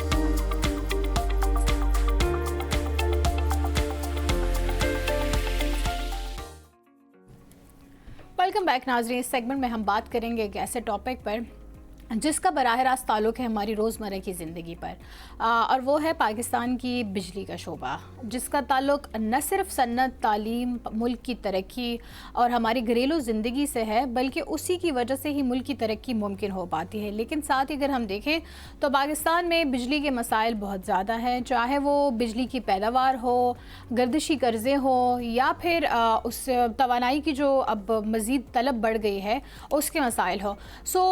इसके हवाले से गवर्नमेंट्स बहुत सारे इक़दाम भी लेती रहती हैं, बहुत सारे ऐसे इस्लाहात भी मुतारिफ कराए जाते हैं ताकि इस पर काबू पाया जा सके, लेकिन फिर भी पाकिस्तान को बहुत सारे चैलेंजेस, बहुत सारी मुश्किलात दरपेश है। हालांकि पाकिस्तान में भी हम शमसी तवानाई की तरफ भी शिफ्ट देख रहे हैं, अभी मौसलात की तरफ भी शिफ्ट देख रहे हैं, लेकिन फिर भी आखिर ऐसे कौन से इक़दाम उठाने की ज़रूरत है जो कि अनकरीब न सही, देर पा सही, लेकिन कम से कम हमारे इस मसले को हल तो दे सके। और इसी पर बात करने के लिए हमारे साथ मौजूद हैं एक तजुर्बाकार इंजीनियरिंग के शोबे से भी प्रोफेशनल है और पावर सेक्टर में 1 दहाई से ज़ायद काम कर चुके हैं। हमारे साथ मौजूद हैं सीनियर वाइस चेयरमैन PSA हसनात खान। अस्सलाम वालेकुम हसनात। वालेकुम सलाम। कैसे हैं हसनात, आप खैरियत से हैं? ठीक हैं। अच्छा हसनात साहब, सबसे पहले तो आप अगर देखें इस वक्त की सिचुएशन तो 830 अरब रुपया गालबन जो है एनर्जी सेक्टर को दिया गया, जो कि पिछली दफ़ा 1.36 खरब जो था ना वो था 1.36 खरब, तो निस्बतन कम है। उसमें IMF वजह बताई जा रही है कि सब्सिडी ख़त्म की गई है। ये जो बजट है ये सस्टेनेबल बजट है, ग्रोथ के लिए बजट है, पॉसिबिलिटी है कि इसमें एनर्जी सेक्टर सर्वाइव कर सके? हम क्योंकि पिछले इतने सालों से कुछ अभी देख रहे हैं बजट जब हर साल आता है और क्या उसमें आता है, तकरीबन कमो बेश देखा जाता है कि तकरीबन सेम बजट्स होते हैं। कुछ डिजिट्स ऊपर हो जाते हैं, कुछ डिजिट्स नंबर ऊपर नीचे हो जाते हैं, कुछ नंबर इधर से चले जाते हैं, उधर चले जाते हैं, उधर से इधर आ जाते हैं। जो इशू है वो बजट से सिर्फ नहीं हो सकता, जो इस्लाहात करने की ज़रूरत है वो पावर सेक्टर में करने की ज़रूरत है, जिसमें गवर्नमेंट कुछ चीज़ों में तो ठीक करती है लेकिन कुछ चीज़ें ऐसी होती हैं जो लैग कर जाती है। जैसे कुछ ठीक करने की कोशिश करें, जो प्राइवेटाइजेशन है वो बहुत देर से हम वेट कर रहे हैं कि कैसे प्राइवेटाइजेशन होगी, कब होगी, तो वो उसका वेट है, वो करनी चाहिए और जल्दी करनी चाहिए। लेकिन इसके साथ साथ ही जो हमारे मसले चल रहे हैं, जिस तरह हम सोलर को बार बार हम ले आते हैं कि जिससे सोलर की वजह से इशू है, तो सोलर को गवर्नमेंट ने या एनर्जी मिनिस्ट्री ने एक इशू बना लिया हुआ है, जैसे एक वो अगेंस्ट सोलर जैसे पॉलिसी जा रही है, जबकि वो कहते तो ये कि हम सोलर के साथ हैं, मतलब हमारी पॉलिसी जो है वो प्रो सोलर है, तो लेकिन प्रो सोलर पॉलिसी नज़र नहीं आती। और इशू वही है जो कि हमने कैपेसिटी चार्जेस देने हैं, IPPs को पैसे देने हैं, वो हर साल भरते जा रहे हैं। चले IPP से भी पहले हम आते हैं सब्सिडी के ऊपर। अगर हम सब्सिडी पे करते हैं, हमें पे करनी चाहिए, हम बात करते हैं इंडस्ट्रियलिस्ट की, ठीक है, उनको बनती है कि चलें वो एक मुल्क का निज़ाम चला रहे हैं और उनको हाई कॉस्टिंग जो है वो आप बिल्स देते हैं तो उसमें बहुत ज़्यादा प्रॉब्लम आ जाती है और फिर वो डायरेक्टली इम्पैक्ट दोबारा से जाके सार्फिन पे पड़ता है। लेकिन ये हम सब्सिडीज़ दे रहे हैं जिसमें टैरिफ डिफरेंशियल सपोर्ट की वजह से जो हम दे रहे हैं, के इलेक्ट्रिक को जो हम सपोर्ट कर रहे हैं, जितने भी KPK के साथ मर्ज सेक्टर्स हैं उनको सपोर्ट, AJK की बिजली को हम जो सपोर्ट कर रहे हैं, फिर जो power sector liabilities like IPPs जो आपने बात की है, तो ये तमाम तर सब्सिडीज़ की बात है, ये तो वाकई में ख़त्म नहीं होनी चाहिए और उनको भी ओरिजिनल रेट्स पे बिजली नहीं मिलनी चाहिए। बिल्कुल होनी चाहिए। देखें, इसके अंदर ना 2-3 चीज़ें ऐड करने की ज़रूरत है। जो आपने एक KPK के साथ जो इलाके बताए हैं ना, वहाँ पे एक क्लाइमेट का इशू भी आ रहा है, क्योंकि वो दरख्त काटते हैं अपनी एनर्जी पूरी करने के लिए। अगर उनको आप सोलर की तरफ लेके जाते हैं, वो सेक्टर सोलर की तरफ नहीं जा रहे, अब वो सेक्टर सोलर की तरफ जा रहे थे, जिसकी वजह से उन्होंने टैक्स भी लगा दी। हम चाहते हैं कि वो 10% भी ख़त्म किया जाए ताकि वो सेक्टर सोलर लगाएं। जो अर्बन सिटीज़ है वहाँ पे सोलर ज़्यादा लग चुका हुआ है, जो कि इस टाइम गवर्नमेंट के लिए इशू बना हुआ है। लेकिन वो सेक्टर जहाँ पे वो सब्सिडी दे रहे हैं उधर सोलर नहीं है, तो उधर सोलर को लेके जाना चाहिए ताकि सब्सिडी ना दी जाए, और सब्सिडी भी देनी तो in form of one time subsidy देनी चाहिए। हम जैसे देखते हैं बिस्प देखते हैं one subsidy like one time solar में उनकी मदद, जी सोलर में मदद कर सकते हैं, जो कि सोलर 25 साल की उसकी लाइफ है। हम सोलर लगाते हैं 25 ईयर्स के लिए, तो आप उनको सोलर लगा के दें ताकि उनको आप रोज़ की और एक बेकारी ना बनाएं। इसी तरह जो बेनजीर इनकम सपोर्ट जो एक प्रोग्राम है हमारा पाकिस्तान का, उसको भी हम समझते हैं कि उसको भी किसी तरह बाइफरकेट किया जाए। हम डायरेक्टली जो है 3000-4000 देने की जरूरत नहीं है, उससे कुछ भी नहीं बनता बंदे का। जिसको आप दे रहे हैं, हमारी क्या मजाल उस पर हम और आप बात करें, उस पर तो वज़ीर आज़म बात करके फंस गया, ठीक है, वो उस पर तो नून लीग से PPP नाराज हो गई। लेकिन नो डाउट देखिए, उसमें सिर्फ ये बात नहीं है कि आप बिजली की वजह से मद में उनको दे रहे हैं, उसकी वजह से बहुत सारे लोगों को बहुत सारी मराहत वाकई में मिल रही है। बहुत सारे लोग घराने ऐसे हैं जिनके यहाँ चूल्हा जलने के लिए भी वो पैसे इस्तेमाल होते हैं, तो मेरे ख्याल से वो एक अच्छा इनिशिएटिव जो चल रहा है। अच्छा नहीं, उसमें मैं एक चीज़ को ये एड्रेस करना चाहूँगा कि बेनज़ीर इनकम सपोर्ट प्रोग्राम में जो पैसे मिल रहे हैं ना, डायरेक्टली जो आप इनकम दे रहे हैं वो किसी खाते में नहीं जाती होगी। 3-4 हज़ार से वाकई में किसी का क्या बनना है। लेकिन हाँ, बेनज़ीर इनकम सपोर्ट प्रोग्राम के अंडर बहुत सारे ऐसे प्रोजेक्ट्स चल रहे हैं, जिस तरह हुनरमंद प्रोग्राम है, XYZ और प्रोग्राम्स है जो आप उनको सिखा रहे हैं, वो बहुत अच्छे हैं। एक आप सब्सिडी की जो बात कर रहे थे ना, एक हमने अपर कैप लगाया हुआ है, 200 यूनिट्स जो कम से कम जो यूज़ करते हैं तो उसको सब्सिडी दी जाती है। उसको लोग मिस यूज़ बहुत ज़्यादा करते हैं। लेकिन 2 मीटर लगा के, 2 नहीं, 5-5, 6-6 भी लगाए हुए लोगों ने। 2-2, 5-5, 6-6 की इजाजत ये कैसे कहाँ देते हैं? discuss ये क्या तो कर रहे हैं? बताएं ना। पर हाँ। अब पॉइंट ये नहीं, जो मीटर लगाने वाला है बंदा खुद तो नहीं लगाता, घर वाला डिस्को नहीं लगाए हैं, हाँ डिस्को ने लगाया ठीक ना, मैं है, वही जो बोल मिनिस्ट्री के अंडर आती जी। है। तो अगर वो एक सब्सिडी दे रहे हैं और उसका मिस यूज़ हो रहा है, बिल्कुल हो रहा है, 2 तरह से हो रहा है। एक तो मीटर्स भी 4-4, 5-5 लगा लिए, सेकेंडली उसने सोलर लगा दिया, ठीक है, मतलब उसने सोलर लगा के अपनी जो यूनिट्स है कंजप्शन वो कम कर दी। उसकी एक्चुअल में शायद 500 की थी, लेकिन ठीक, उसने वो सोलर लगा already दिया, जो 200 पे आ 300 गई, हाँ। वो 200 पे आ गया। ठीक तो है। 200 की कैप इंक्रीज होती जा रही है सोलर की वजह से, ये हम समझते हैं। तो लेकिन इस चीज़ को देखना, इस चीज़ को रूल में लेके आना, स्टैंडर्डाइज करना, वो गवर्नमेंट और मिनिस्ट्री का काम है या डिस्को का काम है ना। रेगुलराइजेशन की ज़रूरत है। इनफैक्ट ये 4-4 मीटर्स वाला तो वैसे ही होना ही नहीं चाहिए। अच्छा, मुझे ये बताएं कि आपने हमें दीगर रास्ते तो बता दिए कि हम शिफ्ट किस तरफ कर सकते हैं या किस किस चीज़ पर हमें काम करने की ज़रूरत है, लेकिन आखिर हमारी जो बिजली का मसला इटसेल्फ है वो क्यों है? हम बिजली प्रोडक्शन की तो जब बात करें तो जी बहुत ही ज़्यादा हमारे पास प्रोड्यूस हो रही हैं, तो फिर आखिर मसला आ कहाँ जाता है? और इनफैक्ट अब तो बहुत सारे बिजनेसेस वजह से लॉस में जा रहे हैं कि जो जी तेल की कीमतें बढ़ने की वजह से जो उसकी वजह से चलती थी सन्नतें, वो तो वैसे ही बंद हो गई थी। इनफैक्ट अटक में एक पूरी फैक्ट्री बंद हो गई थी, ठीक है। सो आखिर इस तरह के मसाइल जो सिर्फ बिजली से चलते हैं, उसका अल्टरनेटिव भी अगर कोई नहीं निकालना चाहता तो फिर करें तो करे क्या? आप देखिए, हम मुझे याद है 2018-19 में या 15 से 18-19 तक बहुत सी फैक्ट्रीज यहाँ से शिफ्ट हो गई थी। कुछ अफ्रीकन साइड पे, कुछ बांग्लादेश शिफ्ट हो गई थी, ठीक है। वहाँ पे मॉल्स खुल गए थे। लाहौर में भी बड़ी ऐसी फैक्ट्रीज जहाँ पे मॉल्स खुल गए और फैक्ट्री शिफ्ट हो गई थी भाई। द रीज़न वाज सेम कि यहाँ पे बिजली की कीमत महंगी थी, तो लोगों ने सोलर लगाना शुरू किया। इसलिए आपने पिछले कुछ सालों में देखा होगा कि शिफ्टिंग नहीं हो रही, इंडस्ट्री जा नहीं रही कहीं बाहर पे। हाँ ठीक है, कुछ इशूज़ दूसरे आते होंगे, एक्सपोर्ट के इशूज़ आते हैं, लेकिन वो खुद सस्टेन कर रहे हैं सोलर लगा के। अब जो आपका सवाल था कि पाकिस्तान में जो बिजली बना रहे हैं वो हम 46 गीगावाट तो हमारी इंस्टॉल कैपेसिटी है गवर्नमेंट की, और 52 गीगावाट हम सोलर पैनल्स पाकिस्तान के अंदर ले आए हैं। चाहे उसको आप यूज करें ना करें, उसे बिजली तो बनानी है रोज, ठीक है। 98 गीगावाट तो हम पाकिस्तान के अंदर जनरेट कर रहे हैं इस टाइम, ठीक है। तो उसको हमने यूटिलाइज करना है। तो इसकी यूटिलाइजेशन अगर गवर्नमेंट अपने एंड पे लेके जाती है, कितनी है? हमारी यूटिलाइजेशन तो बहुत कम है, मतलब वो तो half of the installed capacity है। Where does it go? I don't understand this question. Solar वाला अलग बैठ के रो रहा है, चले वो तो अब आके रोना शुरू होंगे, पिछले वाले को तो ठीक है, इजी है। और सिस्टम में बिजली भी जा रही है, ठीक है, तो जाहिर बात है वहाँ पे भी बिजली आती होगी, बचती होगी, तो फिर वो एट दी एंड बिजली चोरी करके हम लेके कहाँ जाते हैं? I don't understand that. नहीं, चोरी जो करते हैं वो तो फिर बिल नहीं दे रहे हैं। क्या लाइन लॉसेस का प्रॉब्लम? नहीं, लाइन लॉसेस भी लगे नहीं। पॉइंट ये है कि देखिए बिजली बहुत ज़्यादा है, बंद भी रही है, सारा कुछ हो रहा है, लेकिन जो IPPs के कैपेसिटी चार्जेस हैं वो बढ़ते जा रहे हैं, और उसको पे करने के लिए हमें बिजली महंगी करनी पड़ती है। जैसे हम 3 बंदे बैठे हैं, महंगी तो हम 3 बंदों में से 2 बंदों ने सोलर लगा लिया, हम बिजली का बिल नहीं दे रहे, तो जो नजब साहब दे रहे हैं ये हम दोनों का बिल भी ये पे अच्छा, मैं भी यही लोगों को समझा के कि जो वज़ीर-ए-आज़म पाकिस्तान ने जो अभी रिसेंटली आई है अपडेट, इसमें जो नए सोलर वाले सार्फिन हैं उनको नुकसान है, लेकिन उनका फ़ायदा एक large number of scale those people जो ऑलरेडी वापडा की बिजली इस्तेमाल करते हैं उनको फ़ायदा है, क्योंकि आप दूसरे का खर्चा उठा रहे हैं और आपको इजी कर दिया गवर्नमेंट ने, तो उसमें ज़रा अच्छा सिस्टम है। अच्छा, इसमें एक चीज़ जो है ना, ये ज़रा इस हवाले से बात कीजिए कि इस वजह से कितना हमारा बिजली का लॉस होता है, कितना हमारी प्रॉब्लम होती है कि PSDP के अंडर जो है अप्रॉक्सीमेटली तकरीबन 104 बिलियन रुपया रखा गया है पावर सेक्टर की डेवलपमेंट के प्रोजेक्ट्स के लिए, जिसमें अपग्रेडेशन, ट्रांसमिशन लाइंस का प्रॉब्लम है, लाइन लॉसेस का मसला है। मैंने आज दिन तक इस्लामाबाद में कोई ट्रांसफार्मर ख़राब हो जाए, कोई तार ख़राब हो जाए तो बिजली वालों को चेंज करते हुए देखा, लेकिन अपग्रेडेशन के ऊपर काम नहीं होते हुए देखा। और कराची का तो अल्लाह माफ़ करे, उधर की तो हालत ही ख़राब है। बिल्कुल ऐसे देखें, कराची का मसला है कि वो तो वैसे ही एक प्राइवेटाइजेशन चली गई है, उसकी प्राइवेट कंपनी है, तो प्राइवेट कंपनी जहाँ देखती है उसमें पैसा लगाना बस वहाँ लगाएगी, लेकिन अदरवाइज बिफोर टाइम तो वो लगाएगी नहीं। पाकिस्तान भी मसला ये देखें, अभी जो सोलर लग चुका है, ये जो सारे मसले थे बड़ा सॉल्व किया है इसको। इससे पहले जो आप देखते लोड शेडिंग भी थी cities, main cities, urban cities के अंदर लोड शेडिंग भी थी, उसके अलावा वहाँ पे अक्सर जो है ट्रांसफार्मर्स भी जल जाते थे।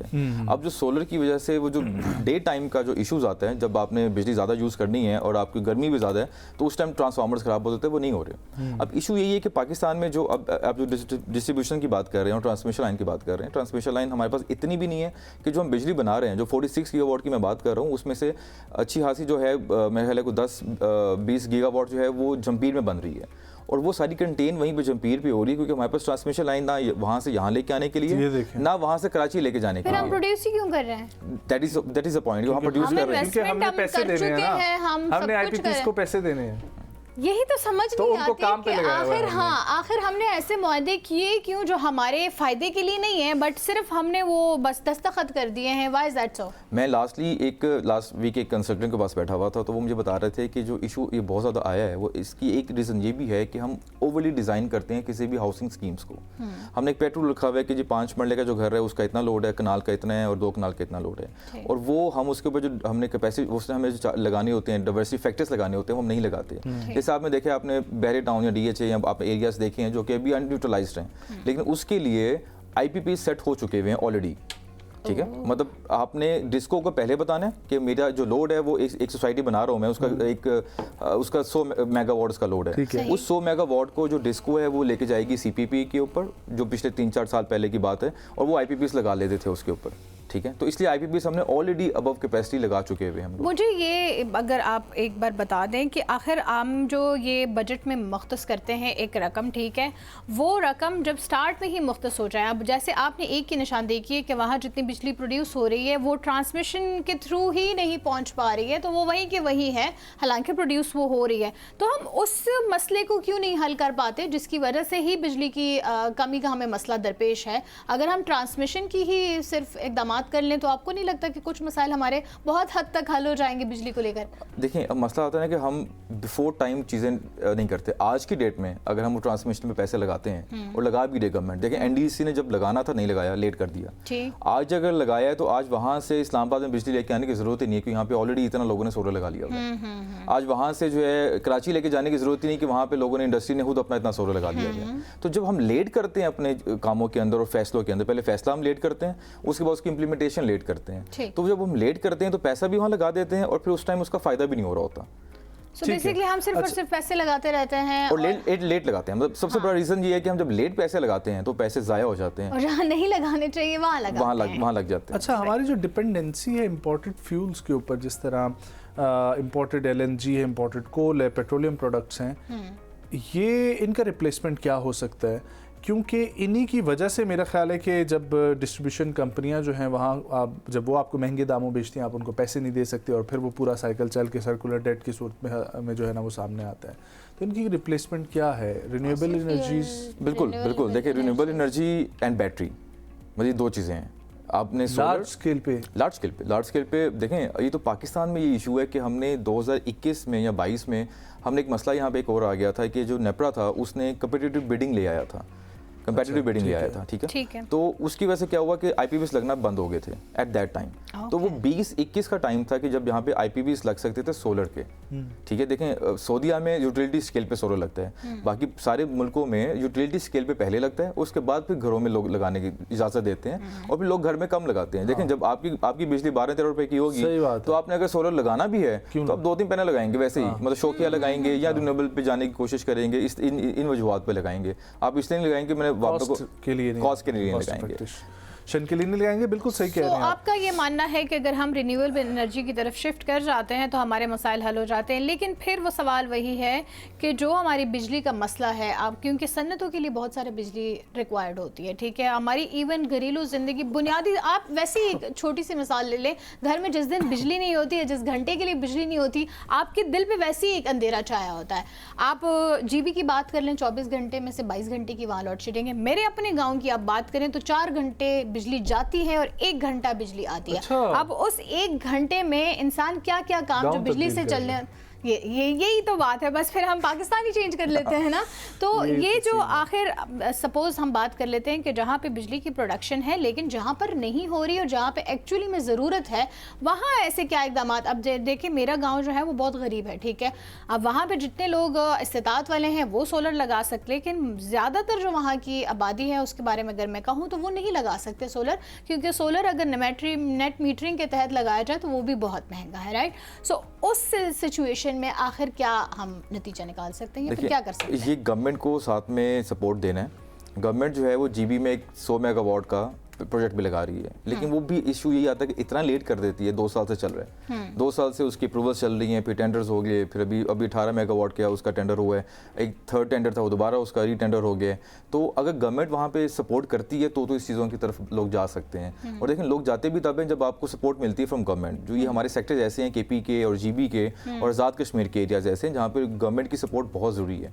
आज़ाद कश्मीर में ये है कि वहाँ पे सब लोग जो है शोर शराबा डाल के अपनी मर्जी पूरी कर लेते हैं, जो उनकी मांग पूरी कर लेते हैं। अदरवाइज वहाँ पे भी गवर्नमेंट सपोर्ट नहीं दे रही है उनको जो देनी चाहिए। तो गवर्नमेंट की सपोर्ट वही जो बाकी इनिशिएटिव दे रहे हैं, 200 से नीचे कैप के ऊपर सब्सिडी दे रहे हैं, या बाकी सब्सिडी हैं जैसे बिग्स प्रोग्राम की सब्सिडी है, उस सब्सिडी को वहाँ पे लेके जाना चाहिए। बिजली की कीमतों में इजाफे के बारे में वैसे आप क्या कह रहे हैं? देखें, बिजली की कीमत में इजाफा तो एक एंड पे हो रहा है, लेकिन अभी मिनिस्ट्री ये भी काम कर रही है कि जो टैरिफ है उसको चेंज कर रही है। डे टाइम में जो बिजली है वो तकरीबन 6 से 10 रुपए के अराउंड आ जाएगी, ताकि लोग जो हैं बिजली ज़्यादा इस्तेमाल करें। डिमांड इंक्रीज होनी चाहिए। हम भी बार बार गवर्नमेंट को कहते हैं कि आप इसको सोलर को बंद करने की बजाय या उसको डिसेंटिवाइज करने की बजाय आप डिमांड इंक्रीज करें, जो कि ईवी की डिमांड भी पाकिस्तान में आ रही है। ईवी में ठीक है कि आज के डेट में ईवी का जो एक रेट है वो 39 रुपीज़ का रेट है, जो कि गवर्नमेंट को आप देते हैं और आगे फिर आप सेल आउट करते हैं, उसके ऊपर कैप नहीं है। लेकिन हम ये चाहते हैं अगर आप डे टाइम के अंदर उसको देते हैं, मतलब आप बिजली का रेट कम करते हैं, तो लोग डे टाइम में अपने ईवीज जो है उसको चार्ज करें। अच्छा, मुझे ये बताएं कि इस पावर सेक्टर का एक और जो मसला है इलेक्ट्रिसिटी थेफ्ट का, ठीक है, और पुअर बिल्स की रिकवरी का जो मसला है, वो नेपरा ने भी देखना है उसको, ठीक है, रेगुलेटरी अथॉरिटी बैठी हुई है। अब प्रॉब्लम ये आती है, आप भी काफ़ी डिस्कोस के साथ रहे हैं, ठीक है, प्रॉब्लम ये आती है कि वही मेरे कौम के जवान जो बैठे हुए हैं वापडा के अंदर, जब वो रिटायरमेंट लेते हैं तो वो नेपरा में चले जाते हैं, या उनकी शिफ्टिंग हो जाती है और उन्हीं के दोस्त अहबाब वहाँ पे पेटी भाई वहाँ पर बैठे हुए हैं।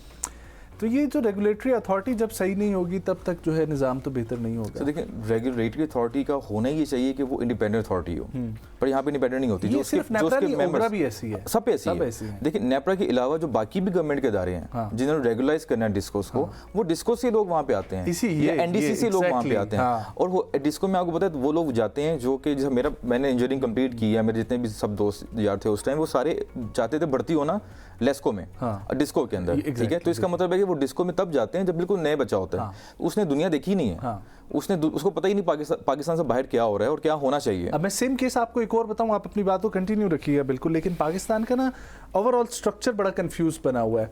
आप देखें कि इमरान खान, नवाज शरीफ, इनके केसेस होते थे, नैब के अंदर एक वकील, एक 17 ग्रेड का वकील मुकर्रर किया जाता है, उनका केस जो है वो गवर्नमेंट की तरफ से जो लीड करता है, ठीक।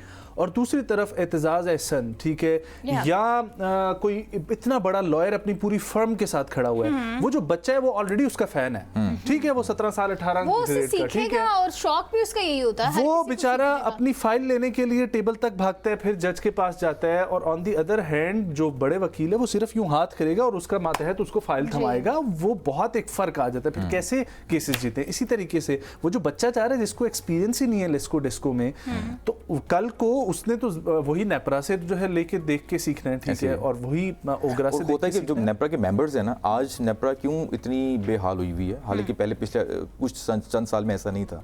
अब वहाँ पे मेंबर्स वही आते हैं जो कि चीफ इंजीनियर रिटायर्ड हुए होते हैं किसी भी डिस्को से, या CEO as a CEO retired हुए होते हैं। तो अगर चीफ इंजीनियर CEO रिटायर्ड हुआ तो उसका मतलब उसने 25, 30, 35 साल तक उसने वहीं पे नौकरी की है डिस्को में, तो वो जाके CEO या चीफ इंजीनियर बनेगा और उसके बाद वो फिर डायरेक्टली नेपरा में आ जाएगा। तो इसका मतलब उसको पता ही कुछ नहीं है कि क्या करना है और कैसे रेगुलाइज कर सकता है। वो जो पेटी भाई वाली बात है कि उसको रेगुलाइज कैसे कर सकता है। अच्छा, जैसे नजम ने ये बात की ना कि बिजली चोरी की बात होती है, CDA में अगर कोई है या वापडा में कोई है तो उनको वैसी ही बिजली के बिलों में मिल जाती है मराद, ठीक है। इसी तरह या पार्लियामेंटेरियंस, इसी तरह मैं अगर एक अब तो ये काफ़ी वैसे पुराना हो गया एंड अभी मेरे नॉलेज में भी नहीं होगा क्योंकि इसको आई थिंक हो गए हैं कि 2 साल के करीब, 2 से ज़्यादा। फातिमा जिन्ना वुमेन वर्किंग हॉस्टल है इस्लामाबाद में, ठीक है, उसका गैस का बिल जब से वो तामीर हुआ था तब से नहीं जमा कराया गया था। और 2 साल कबल जब मैं वहाँ पर गई थी एक बार, तो वो उनकी गैस काट दी गई थी क्योंकि उन पे 1.5 करोड़ रुपए का गैस का बिल आया था, राइट। अब ऐसी सिचुएशन में जो इदारे जिनको कानून की पासदारी करनी चाहिए, मुल्क को कौम के लिए काम करना चाहिए, वही वो चीज़ जो है वो नहीं कर पाते हैं इंश्योर, तो फिर वो आम आवाम से, आम इंडिविजुअल से जो कि इनफैक्ट शब कदर वाले कभी भी बिजली का बिल देते ही नहीं है, वहाँ पे ये रिवाज है, ठीक है। सो मुझे ये बताएं कि अब जाहिर है वो 1.5 करोड़ का बिल था, वो या तो किसी ने भरना था या फिर उसको पहले से भरना चाहिए था। सो ऐसी सिचुएशन में इन बिजली की चोरी या गैस की चोरी के बारे में आप क्या कहते हैं? देखें, मैं ये तो आपने बहुत बड़ा एक सेटअप बता दी जो ये काम कर रहा है। इसके अलावा छोटे सेटअप्स, मसला ये आता है कि जो लोग काम भी कर रहे हैं डिस्को में वो भी ईमानदार नहीं है। जब तक कि लोग ईमानदार काम नहीं कर रहे तो वो कैसे चीज़ें ठीक कर सकते हैं? आप देखें, जो आप बात कर रहे हैं कि वो कनेक्शन कट गया 1.5 करोड़ जब हुआ है और पता नहीं कितने सालों से नहीं दिया होगा, तो इतने सालों से उनको कनेक्शन काटा नहीं। जिसने नहीं काटा वो यकीनन पैसे लेता होगा हर महीने, ठीक है। तो पाकिस्तान का मसला सिर्फ कल्प्रिट तो वो भी है जो पे नहीं कर रहा, ऐसे ही है जो नहीं पे कर रहा, और लेकिन वो थोड़े पे कर रहा है और उसको देखें, उसको ऑप्शन दिया ना। अब पाकिस्तान में मसला भी है कि जो अगर मुझे ऑप्शन मिलेगी कि मैं ये काम कर सकता हूँ तो मैं भी ये कर लूंगा। लेकिन ये तो बात है ना, रेगुलराइजेशन तो कहीं भी ना होगी, ना मुमकिन भी नहीं हो रही। आप पूरी दुनिया में भी देखेंगे ना, पूरी दुनिया में अगर चीज ठीक चल रही होती है डंडे पे चल रही होती है। अगर वहां पे भी आप मौका देंगे ना किसी भी को, आप जो मर्जी कर सकते हैं, आप आजाद हैं, हर बंदा बादशाह है। लेकिन पाकिस्तान में हम जब बाहर जाते हैं, अली जहांगीर साहब हमारे ना एक इन्वेस्टमेंट एट लार्ज के एम्बेसडर हैं पाकिस्तान के, जहांगीर सिद्दीकी साहब JS बैंक वाले जो हैं उनके साथ जाते हैं। तो उनको जब इस मिशन पे लगाया गया कि आप बाहर से इन्वेस्टमेंट लेकर आए, तो उन्होंने काफ़ी बिजनेस कम्युनिटी के साथ मुलाकात की। तो उन सब ने ये बोला कि हमारी वहाँ पे फैक्ट्रियाँ जो हम बंद करके अपने बिजनेस से इस वजह से शिफ्ट कर चुके हैं कि हमारे बिल्स में जो है ना वो इजाफे इतने हैं कि करोड़ 1.5 करोड़ के हमें माहाना बिल्स जो है मौसूल होते हैं, जिसके ऊपर कई दफ़ा कंप्लेन करने के बावजूद, मीटर चेंज करवाने के बावजूद सेम ही हमारे साथ हरकत होती है। सिर्फ इस वजह से कि हम लोग इंडस्ट्री ऑनर्स है, वी कैन पे, तो हम लोग इसके जो है ना वो मद में पे करें। और लोग ऐसे हैं जो अपने करोड़ों अरबों के कारोबार सिर्फ इस वजह से ठप करके गए हैं कि उनको ये नहीं कि उनकी जेब से पैसा जा रहा है, उनको ये प्रॉब्लम है कि सिस्टम यहाँ पर नाजायज जा रहा है, नाजायज है। और दूसरी चीज़, इस पे आपका पॉइंट लेना बहुत ज़रूरी है, privatisation and restructuring of discourse जो है वो कितनी ज़रूरी है इस वक्त? देखें ये इतनी ज़रूरी है इस टाइम। देखें अगर जब होगी ना प्राइवेटाइजेशन तो इसमें हर बंदा तंग होगा फॉर द स्टार्ट। मतलब स्टार्ट में हर बंदे को इशू होगा क्योंकि हर बंदे पे कोई ना चेक बैलेंस आ जाएगा, जो उनकी टीम पे आएगा फिर वो टीम जो है वो आगे कंज्यूमर के ऊपर भी चेक एंड बैलेंस लेकर आएगी। लेकिन in large scale, in longer run ये बहुत ज़रूरी है। आज आप PTCL को देखें, PTCL अपने पैसे भी कमा रहा है, PTCL काम भी कर रहे हैं और सब कुछ कर रहे, कम्पीट भी कर रहे हैं। मतलब यूफोन भी उसने खरीद लिया, बाकी सारी भी चीज़ें वो कर रहे हैं, हर काम वो कर रहे हैं अपना। तो दैट रीज़न ये है कि वो प्राइवेटाइज हुआ। लेकिन प्राइवेटाइजेशन होने के लिए भी हम ये चाहते हैं कि KE की तरह ना हो, जो KE के मसले हैं कि इलेक्ट्रिक की तरह सारे ना हो जाए। उसके इलेक्ट्रिक को भी तो उसका मसला ये कि उसको जब इंडिपेंडेंट किया गया है तो उसके अंदर शेयर होल्डिंग अब इस तरह से रखी गई कि मैनेजमेंट वो खुद करते हैं। वो सिर्फ नेपरा के अंडर तो आते हैं लेकिन उसके अलावा सारी मैनेजमेंट उनकी अपनी है। हालांकि वो एक पूरे मुल्क जितना सेटअप संभाल रहा है, कराची जितने कितने मुल्क है और वो वहाँ से बहुत बिजनेस जनरेट कर रहा है। जी बिजनेस जनरेट कर रहा है, पैसे कमा रहा है, लेके जा रहा है, दूसरे सेटअप्स कर रहा है, सारा कुछ कर रहा है वो। लेकिन गवर्नमेंट उसको नहीं देख रही ना। मतलब होना ही चाहिए कि जब आप यहाँ पे लेकर आते हैं, जैसे हमने PIE को प्राइवेटाइज किया है, मे बी कुछ चीज़ें उसमें ठीक हो जाए आगे फ्यूचर में। इसी तरह हम चाहते हैं कि बाकी चीज़ें भी प्राइवेटाइज होनी चाहिए लेकिन सेट रूल्स एंड रेगुलेशंस के मुताबिक होनी चाहिए। उसमें बिजनेसमैन को भी इशू नहीं होना चाहिए, उसमें कंज्यूमर के एंड पे मसला नहीं आना चाहिए। क्योंकि जब कंज्यूमर को इशू आता है तो फिर वो एक हर्डल आ जाती है कि आप उसको प्राइवेटाइज नहीं कर सकते। हम मैक्रो इकोनॉमी की तो बात करें तो चले हमें समझ आती है इंडस्ट्रियलिस्ट और बिजनेसमैन की, लेकिन स्मॉल मीडियम इंटरप्राइजेस की अगर हम बात करें तो वो बेचारे तो ऑलरेडी जो हैं वो स्टेबिलिटी जिसकी हम बात करेंगे, हमारा मुल्क भी स्टेबिलिटी पे ही चल रहा है, ग्रोथ जो है वो नामुमकिन ही नज़र आती है।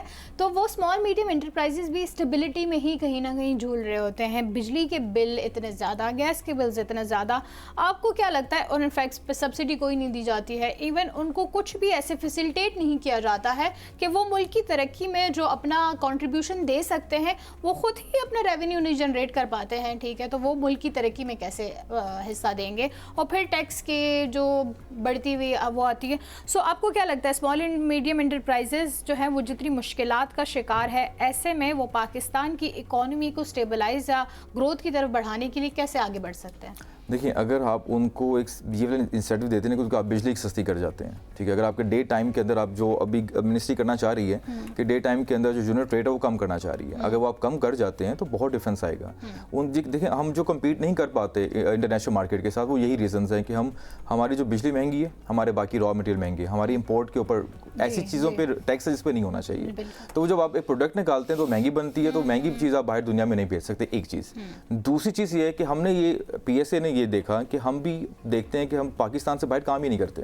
हम पाकिस्तान में हमने सोलराइजेशन में बहुत ज़्यादा काम के लिए बाहर जाके नहीं किया, तो हम PSA एसोसिएशंस को आगे आना चाहिए। इसी तरह जो स्मॉल मीडियम एसोसिएशंस है उनको भी आगे आना चाहिए। हमने पाकिस्तान सोलर एसोसिएशन ने लेटली जो है वो एक इंडोनेशिया में MOU साइन किया है, अभी हम थाईलैंड में भी एक MOU साइन कर रहे हैं, और इसी तरह हम सिंगापुर और अफ्रीका में भी जा रहे हैं, ताकि हम पाकिस्तान की जो कंपनीज हैं, तो पाकिस्तान में मैन्युफैक्चरिंग भी स्टार्ट हो रही है, बैटरी पॉलिसी आ रही है, तो वो चीज़ें हम बाहर एक्सपोर्ट करें, तो उसमें इंट्रैक्शंस नहीं है पाकिस्तान के लोगों का इंटरनेशनली। तो बात यही है कि आई थिंक हमें एक्सपोर्ट्स बढ़ाने की ज़रूरत है, और उसके लिए हमें इवन खाम माल भी यहाँ तैयार करने की ज़रूरत है, बट वो तभी मुमकिन होगा जब हम सब्सिडी देंगे, क्योंकि जाहिर है इंडस्ट्री जब चलती है तो उसमें बिजली का जाहिर है सनत चलती ही बिजली पे है, अगर वही हम कम नहीं कर पाएंगे तो कैसे होगा। बहुत शुक्रिया हसनात खान साहब, बहुत अच्छी डिस्कशन रही। Let's hope for the best कि जो हुकूमत करना चाह रही है बिजली की कीमतों में थोड़ी बहुत सब्सिडी देना है, कमी करना, वो मुमकिन हो सके। छोटी सी ब्रेक लेना चाहेंगे, वापस आएंगे, कहीं मत जाइए।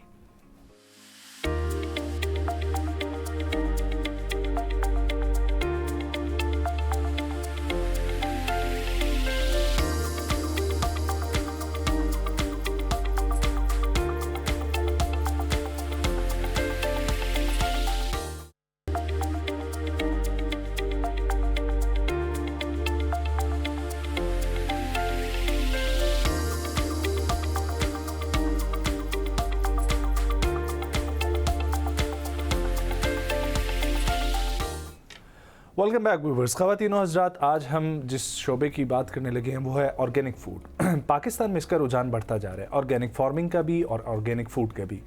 और पाकिस्तान के मुख्तलिफ इलाके जो कैपेसिटी अपने अंदर रखते हैं बिकॉज ऑफ देयर इकोलॉजी, क्योंकि पाकिस्तान के अंदर 12 की 12 ऐसी इकोलॉजीज़ एग्जिस्ट करती हैं जो दुनिया भर में एग्जिस्ट करती हैं। इसका ये मतलब है कि दुनिया भर में कोई भी चीज़ अगर उगती है तो वो पाकिस्तान की ज़मीन से भी उगाई जा सकती है।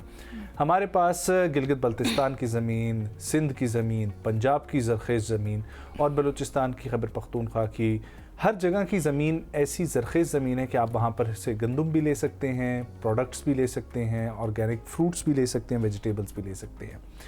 इसके बढ़ते हुए रुझान को समझते हुए एज ए बिज़नेस भी कुछ लोग अपना रहे हैं, और दूसरे इसको प्रमोट करने के लिए जो लोग काम कर रहे हैं उन्हीं में से एक शख्सियत आज हमारे साथ मौजूद है। इनका इलाका है वादी सोन, और वादी सोन एक ऐसा इलाका है जहाँ पर आप इको टूरिज़म के हवाले से भी जो है वो जाना पहचाना जाता है, और उसके फ़रोग़ के लिए भी ये वहाँ पर काम कर रहे हैं, क्योंकि ये इलाका इट्सेल्फ बहुत खूबसूरत इलाका है, और इसके साथ साथ यहाँ की जो प्रोडक्ट्स हैं वो दुनिया तक पहुँचाने के लिए ये काम कर रहे हैं। अब खुराक का डायरेक्ट ताल्लुक हमारे साथ होता है, केमिकल से भरपूर खुराक हमें मिल रही है।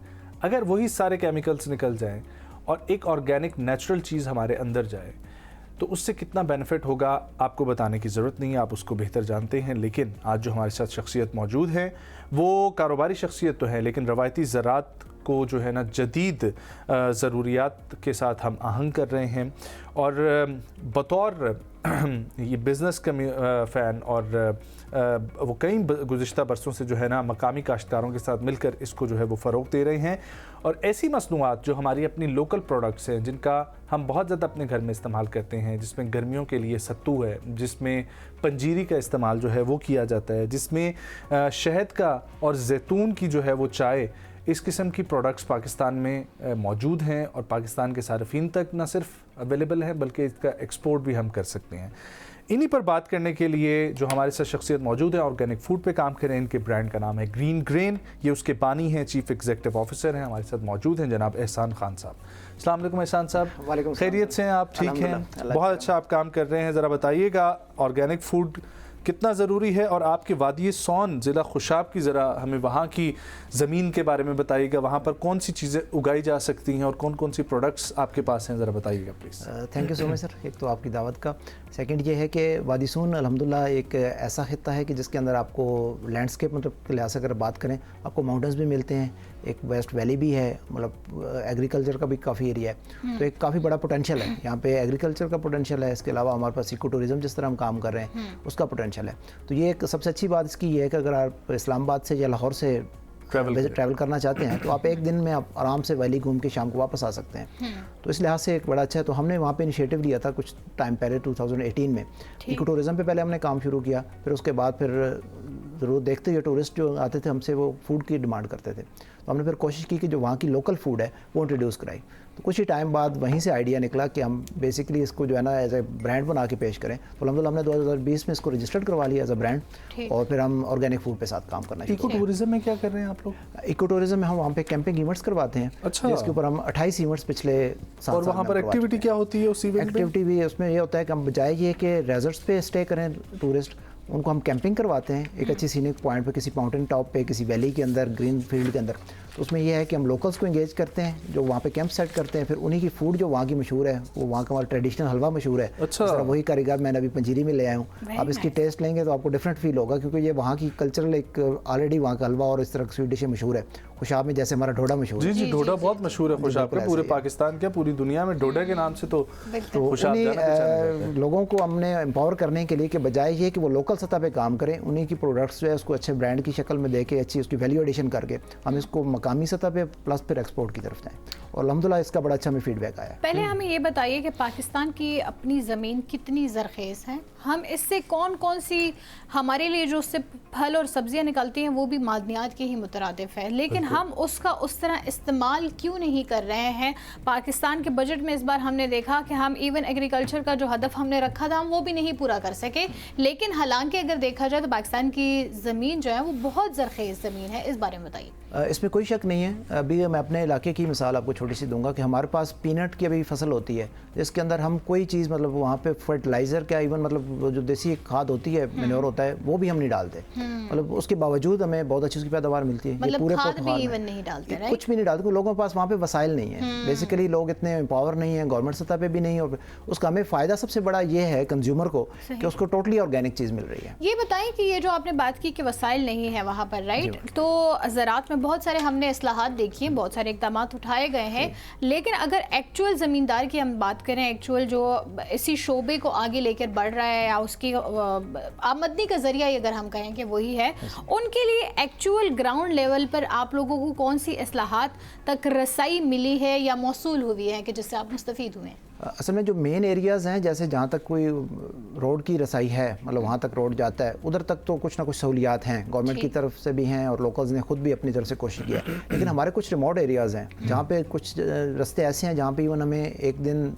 चल के जाना पड़ता है पूरा, और उसके ऊपर जाके ज़मीन आती है। अच्छा। तो फिर लोग अभी तक उसको ट्रेडिशनल तरीके से उसको काश्त भी कर रहे हैं, इवन वहाँ पे ट्रैक्टर नहीं जाता। और वहाँ की ज़मीन कितनी ज़रखेज़ होती है? वहाँ पे बहुत ज़्यादा ज़रखेज़ है। इसी वजह से भी बरानी गंदम पानी हाँ वहाँ पर अवेलेबल है ना? जी बिल्कुल, पानी अवेलेबल है, क्योंकि बारिशों का हमारे पास एक तो पानी होता है, फिर ये है कि लोगों ने भी जब से ये सोलर सिस्टम आया है उस वक्त से ये है कि ट्यूबवेल्स वगैरह। अच्छा, आपके पास कौन कौन से प्रोडक्ट्स अवेलेबल है?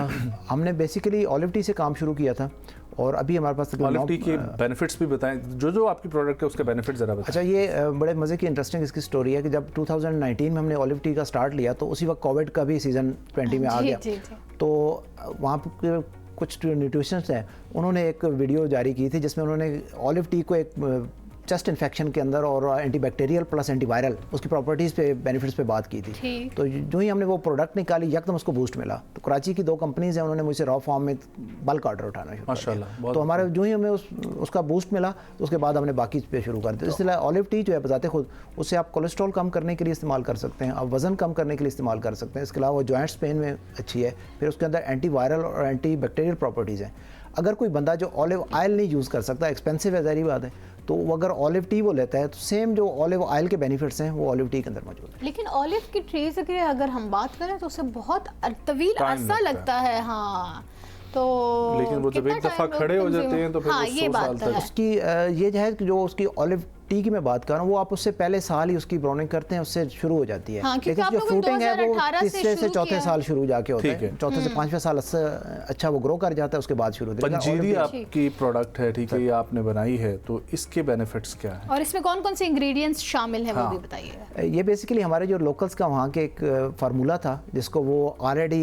अच्छा, ये बाकी हमारी जो अम्माएं पंजीरियाँ बनाती हैं उनसे मुख्तलिफ है? ये मुख्तलिफ है वहाँ। अच्छा, किस तरह? मतलब आमतौर पर जो अभी मार्केट में जो पंजीरी अगर तहजीब की बात बात करें हम, या अच्छे ब्रांड्स किसी की भी बात करें, तो उसमें यह है कि वो सूजी का इस्तेमाल करते हैं, प्रोसेस्ड फूड का इस्तेमाल। ये पंजीरी आप दिखाइएगा स्क्रीन पे, हमारी नजर भी आए हाँ कि ये कैसे मुनफरिद हैं, ये अभी बताते हैं। ये बेसिकली हम जो है इसको कर रहे हैं काम, ये बजाय ये कि इसके अंदर हम सूजी डाल लें, कि हमने गंदम, वो जो बरानी गंदम है हमारी, उसका दलिया प्लस देसी मेडिसिन जिसमें कमरकस, मंजीर, चार गोंद, अजवाइन, फूल मखाना, फिर देसी घी भी हम गांव से सोर्स करते हैं। तो इसमें यह है कि हमने जब स्टार्ट लिया, थोड़ा बैच मैंने बनाया था कोई 20-30 kg का, तो फिर जैसे जैसे लोगों को अफादियत मिली, जो कमर दर्द वाले लोग थे, को पट्टों कमजोरी वाले, नेचुरल। तो हमारी कोशिश ये है कि बजाय आप एनर्जी बूस्टर कोई केमिकल वाले या प्रोसेस्ड फूड लें, उसके बजाय आप रॉ फूड के अंदर। सही बात है। वैसे आप इनकी जो है ना, एक और प्रोडक्ट का मैं आपको मशवरा देता हूँ, आपने ये करना है, आपने ऑलरेडी शायद सोचा भी हो, लेकिन मार्केट में ये अवेलेबल भी हैं और धड़ाधड़ चलते हैं। एनर्जी बार्स जो होते हैं, ठीक है, और वो एनर्जी बार्स, प्रोटीन बार्स, वो बहुत अहम है और आपके पास ला सकते हैं। हाँ बिल्कुल ला सकते हैं। अच्छा, एक चीज़ जो है ना हमारे पाकिस्तान से बिल्कुल ख़त्म होती चली जा रही, गांव देहात में भी बहुत कम अवेलेबल है। मैं मतलब अब मेरा अपना गाँव है, मैं वहाँ पे विजिट करता हूँ या किसी भी गाँव में जाता हूँ, मुझे वो किसी ने ऑफ़र नहीं की पीने के लिए सत्तू बहुत कम है। ये देखें, बहुत सारे लोगों ने नहीं पिया होगा, क्योंकि ये प्रोडक्ट वैसे भी पंजाब की है ज़्यादातर, ठीक है, और यहाँ आई डोंट नो और भी जगहों पे यूज़ होती है। तो ये बताएं वैसे बनता क्या है, इसमें क्या क्या चीज़ें शामिल होती हैं? बिकॉज मैंने सिर्फ सत्तू ही सुना है लोगों से, मुझे नहीं पता इसमें क्या होता है, लेकिन बहुत सारे लोगों को बड़ा अच्छा लगता है पीना, कहते हैं बड़ा ठंडा। सत्तू जो है वो बेसिकली जौ से बनता है, और जौ जो है आपको पता है कि हिस्ट्री हम अगर इस्लामिक पॉइंट ऑफ व्यू से देखें तो हज़ूर पाक सल्लल्लाहु अलैहि वसल्लम की एक पसंदीदा ग़िज़ाओं में से थी। तो उन्होंने इसका दलिया भी इस्तेमाल किया है, उसको मुख्तलिफ फॉर्म्स में उसको इस्तेमाल किया। तो हमारी फिर कोशिश यही रही है कि उसको जौ को प्रिजर्व करके उसको हम बेसिकली पहले इसको रोस्ट करते हैं, फिर उसका छिलका उतार के और फिर उसको ग्राइंड करके एज अ शरबत बनाते हैं। हमारे पास अनफॉर्चुनेटली मसला यहाँ पे ये है कि हम जब सत्तू का या इस तरह किसी ऑर्गेनिक चीज़ का ख्याल आता है, तो हमारे पास वो जहन में गंदी एक रेडी आती है जहाँ पे मक्खियाँ फिर रही हैं और लोग बना रहे हैं। वो मतलब जो अच्छी हमारी चीज़ थी, हमने उसको प्रेजेंट बड़ा अलग तरीके से किया। बचपन की जो मेरी सत्तू की याद है वो ये है कि इस्लामाबाद के अंदर ही मेरे घर में होता था सत्तू। वो देखें, वो सत्तू ही डाल रहे हैं, है ना? सत्तू ही बिल्कुल, वो सत्तू ही डाल पेश किया। अभी तो अल्हम्दुलिल्लाह हमने इसको कोला के मुकाबले में खड़ा कर दिया ना। अच्छा। तो वो last time ma'am Laila Zubairi ने पिया, तो वो कहती हैं कि मैंने ज़िंदगी में ऐसा एनर्जेटिक और इतना टेस्ट वाला ड्रिंक नहीं पिया। एक प्रॉब्लम ये आता है कि बहुत ज़्यादा उसके ग्रेन्स जो है ना वो मुंह में आ रहे होते हैं, तो लोग करते क्या है कि उसको छिलका नहीं उतारते। तो हमने इसका ये फॉर्म अभी मैं आज ला नहीं सका, इंशाल्लाह आपको टेस्ट कराएंगे। उसमें ये है कि सत्तू हमारे लिए जो है मैंने सुना गर्मियों में ही पी जाती है, तो आपको लानी तो चाहिए थी। हाँ, मैं भी इससे देखिए पहली बार मजा मैंने ले ली थी कि हाँ सत्तू कैसे। इसमें ये है कि असल स्टोमिक के लिए हमारे जितना भी जीआई हमारा ट्रैक्ट है, स्टैंडर्ड ट्रैक्ट, इसके लिए सबसे बेहतरीन चीज़ तो यही देसी फूड थी। हम ये समझते हैं कि कोला मशरूबात जो है वो वक्ती तौर पे तो हमें ठंडा और वो एनर्जेटिक सा फील करती हैं, लेकिन एट द एंड आपके लिए शुगर का बायस, किडनी प्रॉब्लम्स का बायस और आपके स्टोमिक के लिए डिस्टर्बेंस का बायस बनते हैं। मुस्तकबिल में ऐसे कौन से प्रोडक्ट्स हैं जिनके ऊपर काम करने का आपका इरादा है ऑर्गेनिक के? सर इस तरह जैसे आपने अभी प्रोटीन बार का मशवरा दिया है, इस तरह हमारी कुछ कैंडीज़ का प्रोग्राम है कि हम इसी तरह ऑर्गेनिक कैंडीज़ की तरफ हम आए, तो इंशाल्लाह ताला ऑर्गेनिक आपके ना 4 आइटम्स तो वाज़े तौर पे मुझे नज़र आ गए हैं कि जो वहाँ की वैली से हैं। एक पंजीरी है, एक सत्तू है, एक शहद है और एक है ऑलिव टी का। इसके अलावा कोई इन चारों से हट के कोई और भी नई इंग्रेडिएंट है जिसके ऊपर काम करने हैं? इसमें हम एक में चारसद्दा, हमारा इलाका मशहूर है पाकिस्तान का, KPK का, इसमें वहाँ का गुड़ मशहूर है। हाँ। मैं विंटर के अंदर वहाँ पे स्पेशल जाके ड्राई फ्रूट्स के साथ वहाँ पे गुड़ बनवाते हैं, मतलब उसमें ड्राई फ्रूट्स की अच्छी गुड़, उसको हम कहते हैं मसालेदार गुड़। मसालेदार गुड़, क्योंकि उसमें सारे ड्राई फ्रूट्स होते हैं, राइट, डलते हैं या सो उसको मसालेदार। वो हमारी हॉट सेलिंग प्रोडक्ट है। वो चारसद्दा का बहुत फेमस है पूरे पाकिस्तान में। अगर शहद के बाद किसी चीज़ की अगर रियल मिठास है जिसकी आपको अच्छी फील आती है, वो चारसद्दा का गुड़ है। शहद आप लोगों का छोटी मक्खी का शहद है, बड़ी मक्खी का? लोकल्स को इंगेज करके वहाँ के, और वहीं से वाइल्ड जो है चकवाल का प्लस हमारी वादिसून का रीजन, उससे हम छोटी मक्खी का शहद।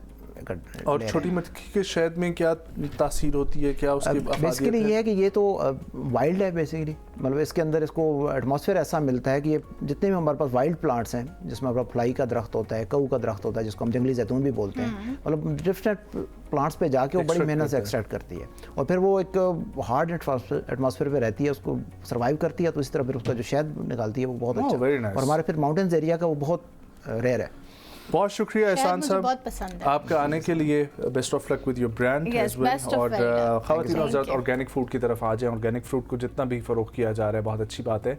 और बहुत सारी ऐसी कंपनीज भी जो ऑर्गेनिक को भी केमिकली मिक्स करके आगे पेश कर रही हैं, तो इस चीज़ का भी ख्याल रखना बहुत ज़्यादा ज़रूरी है। लेकिन कोशिश करें कि ये वो प्रोडक्ट्स हैं जो हमारे मैदे के लिए, डाइजेस्टिव सिस्टम के लिए, हमारी बॉडी ग्रोथ के लिए, एंजाइम्स के लिए, इन सब चीज़ों के लिए बहुत ज़रूरी है। बच्चों को अभी से लगाएं इन प्रोडक्ट्स की तरफ, ताकि फ्यूचर में उनको ये टेस्ट भी लगा हो ज़ुबान पे, तो उनको समझ आएगी और अच्छा लगेगा, rather than going for the fast food again and then for the soft drinks और जो कार्बोनेटेड ड्रिंक्स से जितना नुकसान होता है वो आपको बताने की ज़रूरत नहीं है, ऑलरेडी हम उस पर सेगमेंट्स करते रहते हैं। ख़वातीन हज़रात, लास्ट सेगमेंट है हमारा हिस्ट्री का, जिसकी तरफ बढ़ते हैं। आज है 16 जून और 16 जून 2010 को दुनिया भर में सबसे पहले कौमी तौर पर तंबाकू नोशी की जो है वो बरतरफी के लिए एक एक्ट लाया गया था, रोकथाम के लिए भूटान की तरफ से। इसलिए दुनिया भर में tobacco control act of Bhutan 2010 काफ़ी मशहूर है, जिसमें यह नाफिज किया गया कि तंबाकू की काश्त, तंबाकू की पैदावार और फ़रोख्त पर सख्त किस्म की पाबंदी आयद की जाएगी।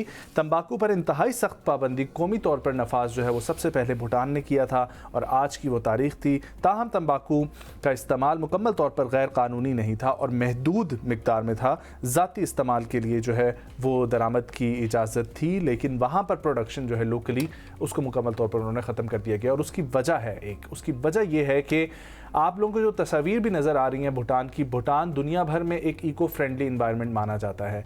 भूटान के अंदर एक जानवर वो अगर ट्रैवल करना चाहे मुल्क में कहीं पर भी, तो वो थ्रू जंगल जो है वो ट्रैवल कर सकता है। एक जगह से एक दरख्त का आखिरी दरख्त तक जो है वो जंगल तमाम जो है वो जुड़ा हुआ है उस मुल्क के अंदर, उसको ऐसा डिज़ाइन किया गया है। दूसरी तीसरी इसमें चीज़ ये है कि यहाँ पर जो है ना वो बहुत लिमिटेड टूरिस्ट को ये साल में इजाज़त देते हैं कि आप वहाँ पर आएँ और उसको एक्सपीरियंस करें।